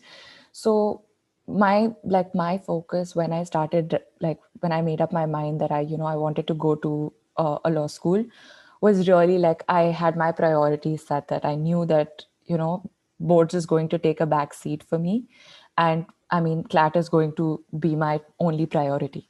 It's not necessary to prioritize that way. A lot of people do manage to get a 99.5% in their boards and also get rank 10 in CLAT, but I mean, it's not, it's 1% of those people. So if you really are very focused and sure about going to law school, I think the first thing that you need to do is set your priority and especially if you're managing with class 12th, set your priority that this is something that's like, I mean, I don't have a plan B for, like, I have to go to law school. So that's something that you have to keep in mind when you're starting preparation. Like, the most important thing, and this is going to be a skill that you'll need even throughout law school, not just for your preparation, even throughout law school, is reading and writing. Read whatever you can, however much you can, and every day without fail. You have to do it, because honestly, like in law school, when you enter and you're going to be given like 5 cases to read in a day, each case being 50 pages, you're just going to be like, oh my God, how am I going to be able to do this? So make sure you're reading enough and make sure you're enjoying the process. That's super important for your preparation. And that's for like the new CLAT pattern also shows that, also tests your reading ability and your reading skills, because most of your sections are comprehension based. So do that. Be regular with your preparation. I mean, Holi, Diwali, birthday, New Year, thoda matlab, I mean, I get like you should take enough breaks, but I mean, for that 1 year of preparation, especially if you're preparing, you've got to be, very consistent with your preparation. So a lot of people ask, like, how many hours should I put in? I don't think like that's a measure of how hard you're working. You could put in 12 hours of work and still not be able to deliver the same output as somebody who's putting 4 hours of work, but they're putting it every day, right? So what's most important is that you're consistent with your preparation. You're writing mocks on time, you're analyzing them as soon as you get them back. So the ऐसा नहीं मतलब it shouldn't be like you have written a mock in August and you're sitting and analyzing 10 mocks that you wrote in August, September, October, in February. That's not going to work because you're never going to learn from your mistakes and never correct them in the next mock. So make sure you're doing all of that. I think I've done a monologue. I think Anand can speak for a while and then I can pitch again.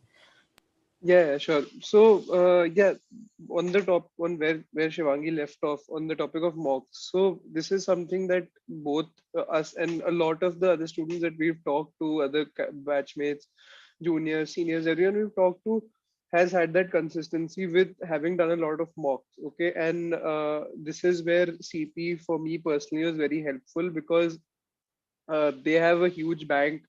You'll get like there was a point where I was doing 2 mocks per day. That this not in the beginning or anything, but this was right at the end. So that it just shows like, and every week they had they had us doing mocks, and you just, once you're done with your preparation, see the course books that you get, the blue books or the black books, sorry, the black books that you get from CP, they're just the base. They're just what everyone will be doing. Like that is not something that will push you over the edge. Okay, it's those practice books and those mocks that they keep giving you. Those are the things that will give you the edge over everyone else in the competition. Okay, so as she said, mocks are very critical, and you also need to analyze. First thing, there's a step-wise process to how you go about a mock. Okay, if you're doing a mock in the beginning, out of, I'm going to be referring to 200 questions. I'm sorry if it's outdated, but so 200 questions, you won't be reaching the last question in the beginning. Okay, you'll probably be at the end of your time limit and you will have reached question 100 or halfway through. That's fine, but your first priority has to be to reach question 200. And that, I don't mean that you attempt all those questions.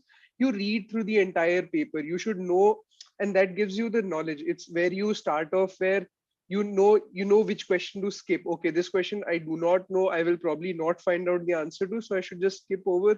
Or this question I can come back to later on. Okay, things like those are very important to excelling in that, in it, in a Clat exam, especially with the negative marking. You can't just go around guessing questions. Okay, so first priority is to reach that question 200, that last question mark, and then you start to bring out a strategy. Okay, this section is my strongest, I'll open with this section. So I have the most marks that I can bag out of a particular section, and secondly, I have that confidence going for me. Okay, I know ki, this section I have attempted, out of 50 I have done say 40 questions correctly for sure.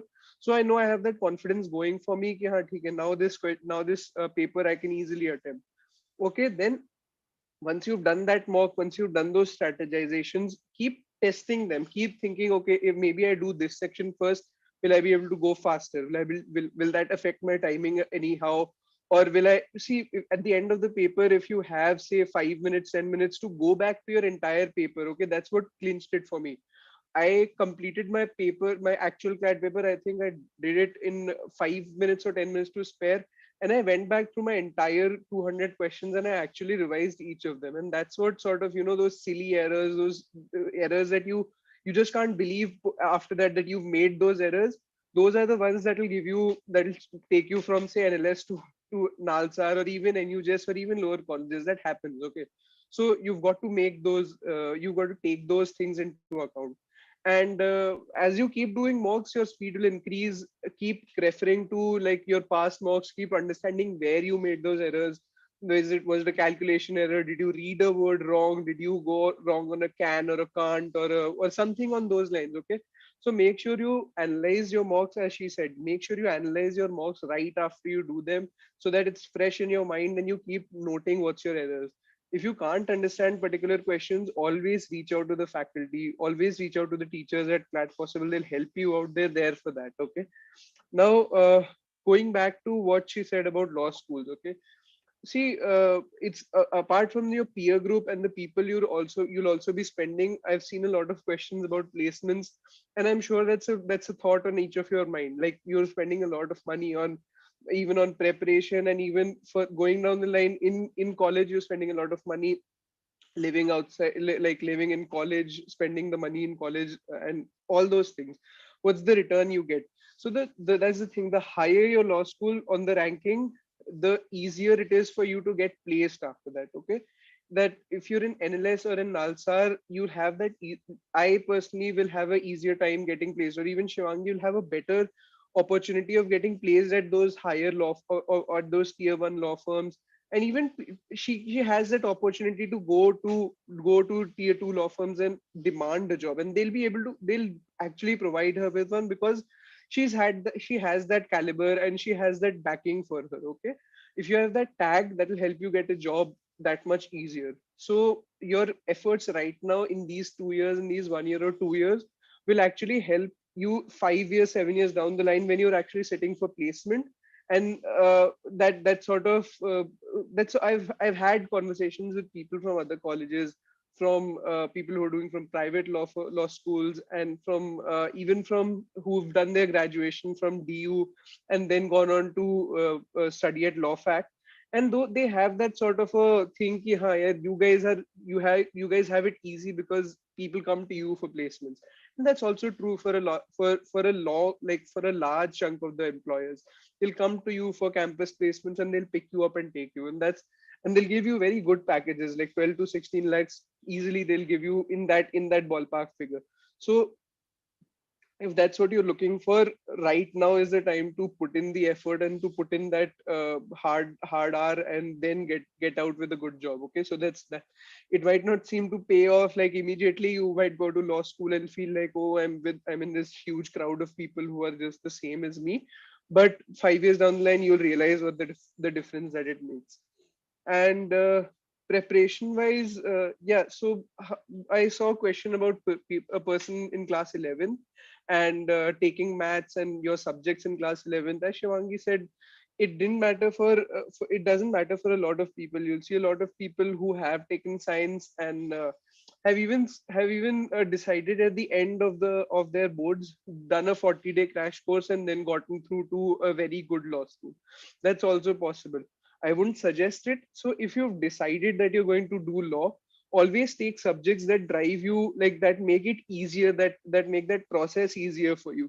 If I decided in class 10 that I was not going to do science and that I was going to do law. Okay, so that narrowed it down. So see, what will happen is, if you're taking physics, chemistry, biology, or physics, chemistry, maths, or even commerce and accounts, what will end up happening is you'll have to go to coachings for these subjects. Okay, and that takes away the agency that you have over preparation for your boards. What I did, there was a time period for about 3-4 months where I did not touch like my class 12 books at all. I just went to school basically every day. I did whatever was done there, but I didn't do my self study for for my board exams at that time.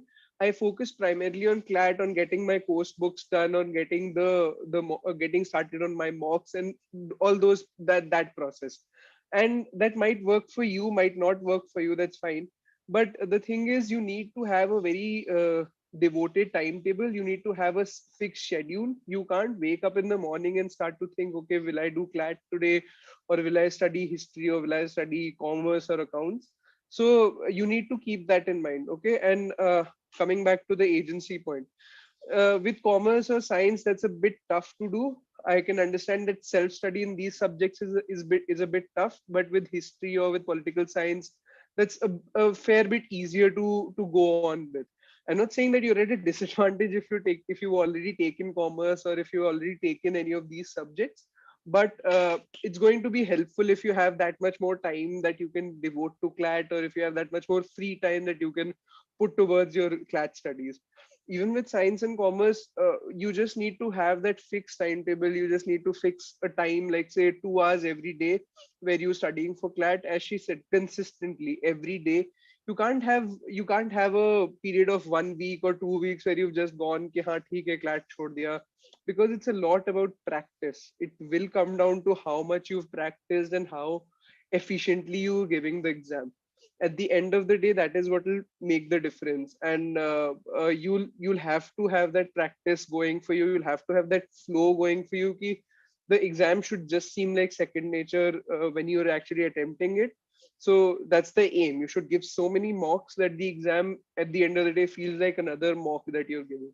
So yeah, in a nutshell, keep I would say make a schedule, go about your black books, your fundamental studies for Clat ASAP. Like just start them as soon as possible, and try to make a schedule to end them within a few months. Okay, and then get to your mock preparation. Start doing mocks as like whenever you have the time. Just start with one mock a week, analyze that. You'll give the mock in 2 hours, but you'll spend like in my time used to give mocks in 2 hours, but spend 4 to 5 hours analyzing the same mock, just reading through the questions, reading through your answer, reading through the explanation that's there, and just finding out where you went wrong. Okay, so those things you need to keep doing, and put in the practice, and make a schedule. Okay, make a schedule for that. And yeah, that's basically how I prepped. My prep was over 2 years. If any of you, like, yeah, if that's how you've decided ki, 10th May you've decided that you're going to do Clat, then it's the sooner you begin preparation, the easier it becomes. Okay, the longer you have to prepare.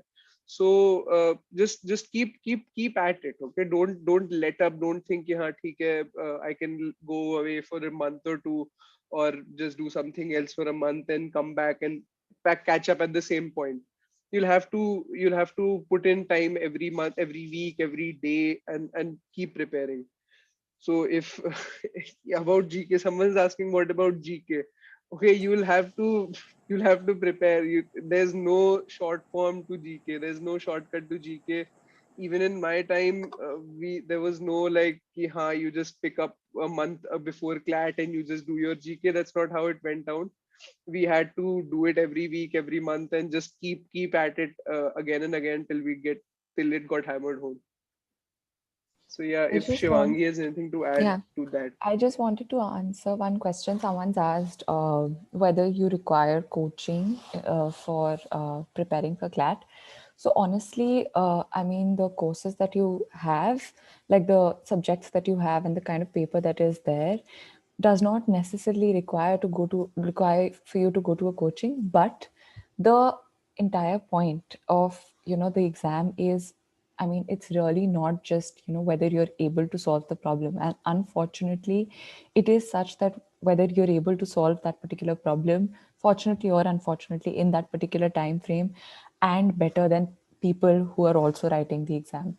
So I think coaching is extremely helpful, one, to the extent that you get a lot of prep material where you don't have to sift through books that are recommended online to like first look up what kind of questions are going to be asked, because half of what I'd say like 90% of your job is done for you, because they've already prepared material. And one, like the second thing is that they've been doing this for the last, what I think 22 what 20 years now, like that CLAT or law entrance exams have been going on. So they're far more experienced. They have an understanding of what kind of questions could be asked, what kind of how students actually attempt a particular question, how students in the past have performed, how just generally, like, that kind of experience, that kind of resources you will not find anywhere else. And because there is very limited time, I mean, you're just going to make the best use of your time if you sign up for a coaching institute. Secondly, I mean, there's absolutely amazing faculty. Like, I remember, like, I've spent hours at a stretch just sitting in front of Abhishek sir or Surbhi ma'am and asking doubts, and they have not gotten up from their seat and have been as dedicated as we were. So the entire idea, and especially with CP, is that you will, I mean, if you're ready to put in your 100%, they're going to put in their 100% with you. So I mean, I think what else would you need when, and it also just makes the whole process more fun and more interesting. Other than that, I think, I mean, like I said, like, resources are sorted, like all, yeah, the most important thing is that you have mocks, and that also give you an analysis of where you stand along with people who are also writing those mocks and who will also write the final exam. So that's one thing that is super important, that you need to know where you're standing. You need to have a reality check of, okay, I have prepared for 3 months now. I have completed so and so things. I know so and so things. These are my strengths. These are my weaknesses. But where do I stand? So it shouldn't be like, you prepared all year, you feel like you gave your 100%, but you never wrote a mock and you never found out where you stood. And then when you wrote the final exam, you realized, this is not, I could have done better. So that's super important. So I'd like really recommend, and I don't think, I barely know people in law school who did not join a coaching institute. And I mean, so I would recommend it. Yes, so there's one, I think, question on books and all. So I just want to say that we will be giving you all the books, all the mocks. You don't have to buy any books. Just to clarify once again that all the material will be given from here, and I recommend that you do not pick up material from outside, because we do not know whether it's verified, whether it's giving you correct advice, correct fundamentals.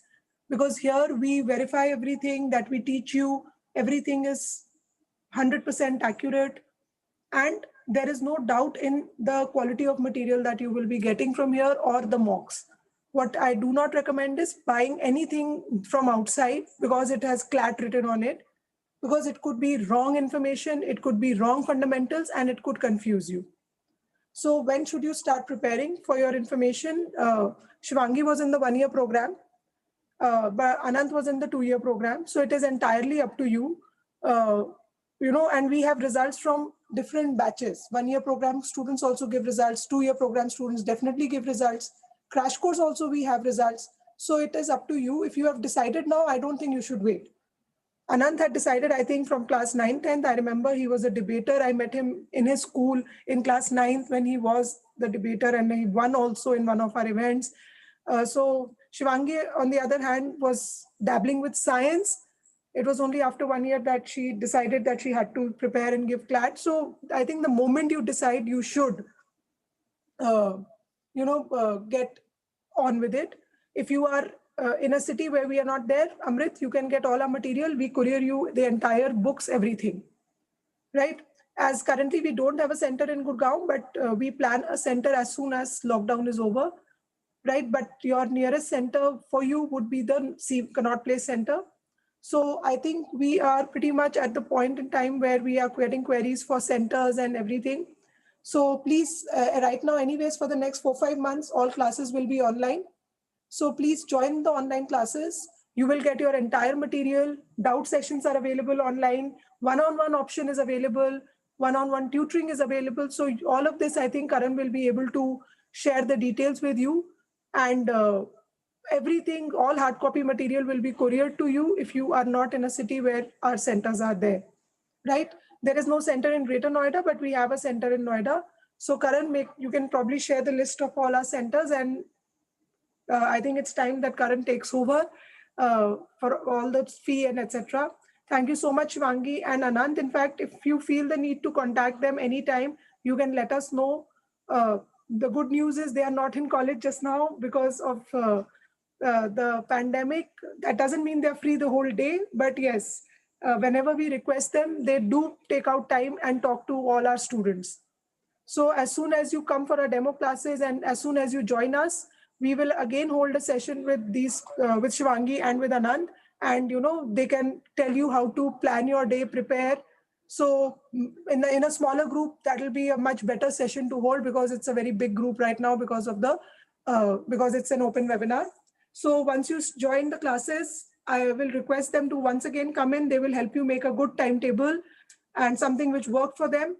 And they will help answer all the small queries you have with respect to preparation, GK, etc., which they anyways do even when they are in college. So all our previous year students are more than eager to help you. Thank you so much, Anant and Shivangi. Over to you, Karan. And Thank you, I'll see ma'am. you in the demo class on Monday. Thank you so much, ma'am.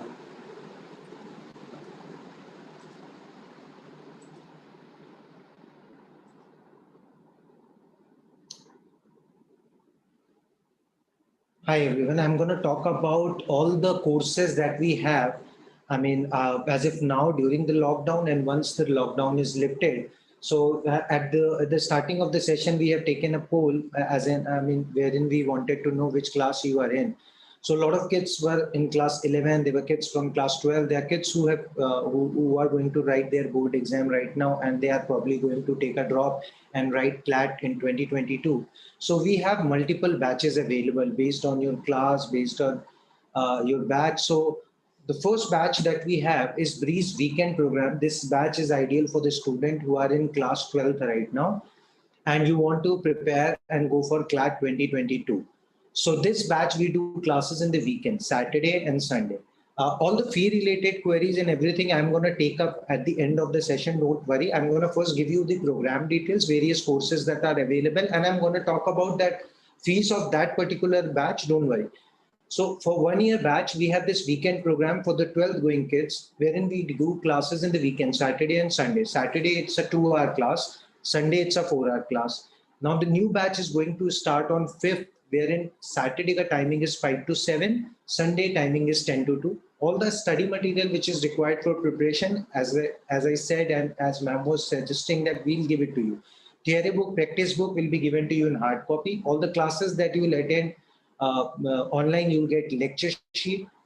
As soon as you enroll, you get your login ID password through which you access our website. Website where you get sectional topic wise tests, you get past year paper, you get GK compendiums for every month, and all India mock. Exactly on the pattern you're going to take the final exam in 2022, we'll conduct all India mock, wherein you get to know your national level rank, be it Clat, be it ALET. When I say Clat, I mean all the 5-year law exams.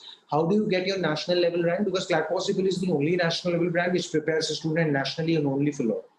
So this batch is exclusively done for 12th class kids. So whenever you have pre-boards, boards, we call it an off.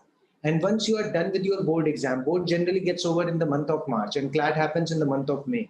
So there you get some 40, 45 odd days. Depending on how much syllabus we have covered, how much revision is required, we decide on the frequency of class. There will be classes twice a week, of course, because that's your batch. But if in case if there is a need for more revision, we can increase the frequency of class to 4 to 5 days, like we did last year and last to last year as well. So this MyZone access, you will get LMS, and as of now classes are going online. So you can enroll for online. Later on, when lockdown is lifted, things go normal, you can upgrade for offline classes as well. Now fee for 1 year weekend program for 12th going kids, including material and all the things that I told you. For online classes, it's 65,000, which can be paid in installment. If you want to go for one-time payment, it's 58,500. So 10% ka discount will be given. I'm going to talk about Palak for 2-year course as well. Please hang on. So for this is for 1 year course. 1 year weekend program for 12 going kids. It's 65,000 in installment. One-time payment is 58,500. You are eligible to get 10% away. 65 can be paid in 3 months. Right. So this was the detail for 1 year weekend program batch done for class 12 kids who are going to take their boards in 2022. Now there is a batch which is for again for Clat 2022, but for the student who are in class 12 and they are looking forward to drop an year. And there were queries that people were asking that when we are going to start with a weekday batch. So weekday batch for 2022, we are going to start on 4th of June. Classes would be done Monday, Wednesday, Friday. Timing would be 5 to 7. Initially for 12, for this batch, we'll be giving 3 days a week class. This batch is ideal for kids who are going to clear their class 12 right now, and they are going to drop in here for Clat 2022. So initially there'll be classes 3 days a week. Later on, as the exam gets over, you'll be getting classes 5 days a week. You'll have access to material. Theory book, practice book will be given to you in a hard copy. Clatpossible.com is our website. You get your login ID password through which you access website.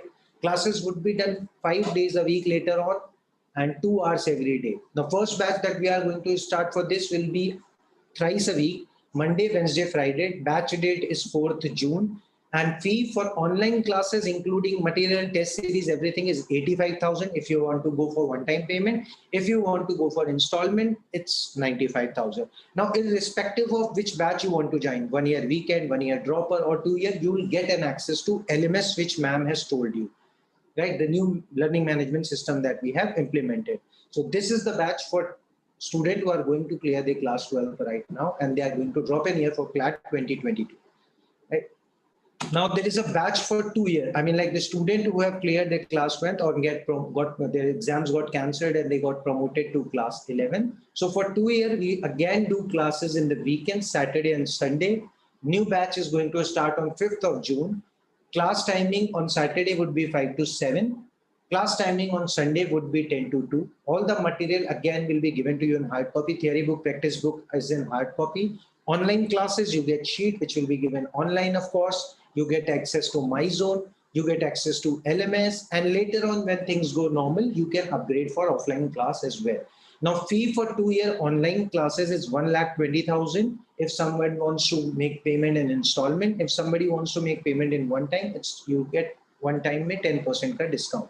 So 1,08,000 if you want to make payment in installments. So this is for 2 year course. Now crash course for the student who have just got their board exam delayed and still going looking forward to go for Clat 2021 and they have not started preparation as if now.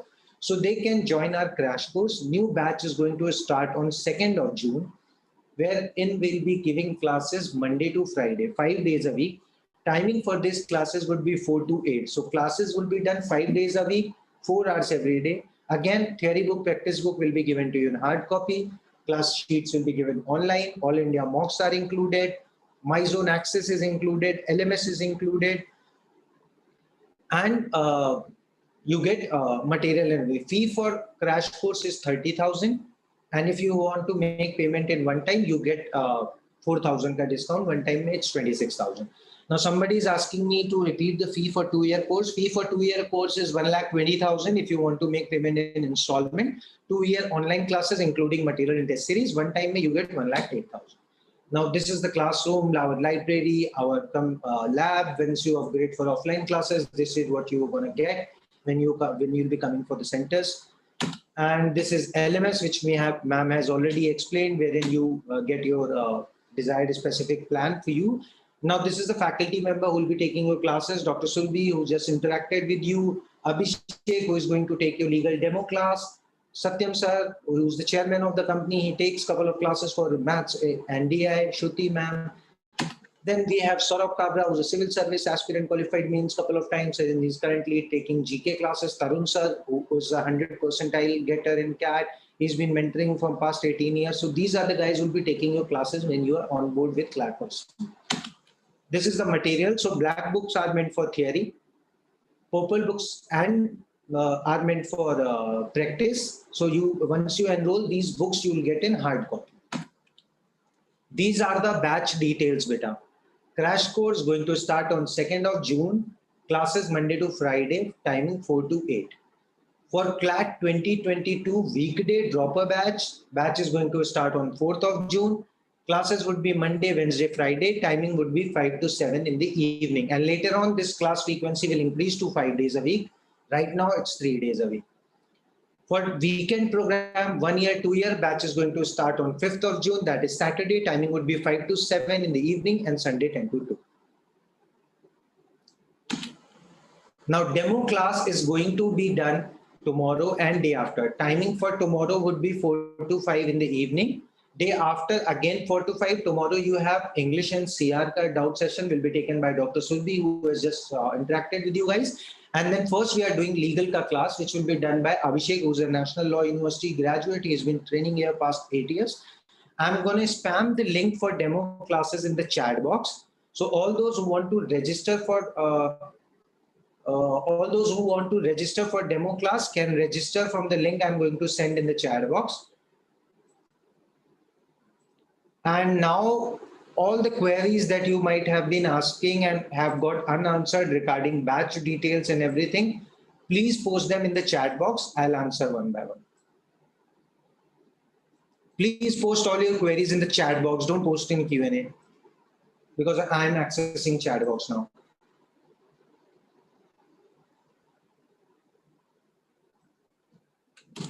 I have shared demo class link. Please register. Now, crash course beta we do for 40-45 odd days, but last year because Clat exam got delayed, so we extended the services to 75 days.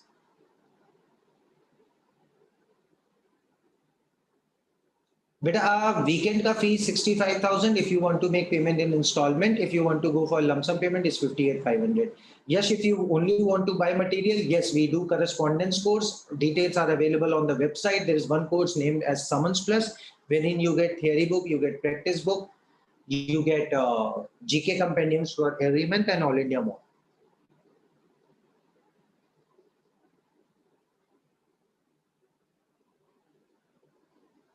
No, but online classes will not be closed even after lockdown is lifted. You will have an option to upgrade if you want to. That's optional thing. If you are comfortable with online class, there is no need you can to come for the offline class. If you're comfortable online, go throughout the complete 2-year course or 1-year course online only. So Vedant, I have answered your question. Rohan, I have answered your question. Priyanshu, no, beta, there is no as such test for that. But we are offering 10% discount on one-time payment. Ria, I have already shared the demo class link in the chat box. Please register. Average beta, I would say price is average beta. I would not say it's a good college. Rudra Chaudhary, no beta. As I said, there is only 10% discount if you want to make payment in lump sum. Rohan, no beta. Online classes will continue. Rudrash, I have answered your question. Fee for 2 years is Aryan 1,20,000 if you want to make payment in installment. If you want to go for one-time payment, it's 1,08,000. Arnav, Shivangi is from NLU Delhi. She has done preparation from Clat Possible and now currently studying at NLU Delhi. Rudransh, as I said, there is no scholarship as such. You get 10% discount when you enroll for go for one-time payment. Correspondence course, Avinash, as I said, there will be books which will be given to you along with access to MyZone and All India mocks. Summons Plus is the name of the product. Rohan, no, I have answered. I'm Ashani, if you want to talk to me, I'm going to give you my number. All those who are from Delhi NCR, I'm going to give you my number. You can contact me on that. People who are from outside Delhi, I'm going to give you a helpline number through which you have access. I mean, like if you're Jaipur, you're from Lucknow, Allahabad, Kanpur, there is a helpline number which I'm going to give you. You can contact on that. Delhi NCR people, contact me. If you are interested for Noida Center, be it if you are interested for Pitampura Center, you can get in touch with me. I'm the head of operations at Delhi NCR. I'm going to take care of all the admission related queries. Even if you want to enroll for any of these centers, I'm going to redirect you to the center manager. Rohan, I think I have answered all your queries. We don't have a center in Hyderabad, Amruta. You'll have to go for the online program. But there is a National Law University in Kolkata, NUJS. Rudransh, I have answered. No offline classes. Online classes will not be closed. Rudransh, I have answered. Rohan, no beta. I mean,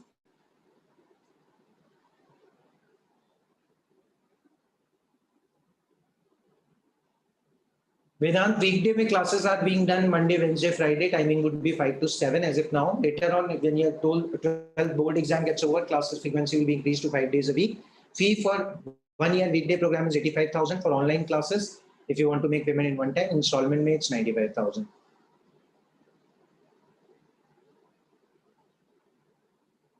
Yes, if you enroll for online classes, material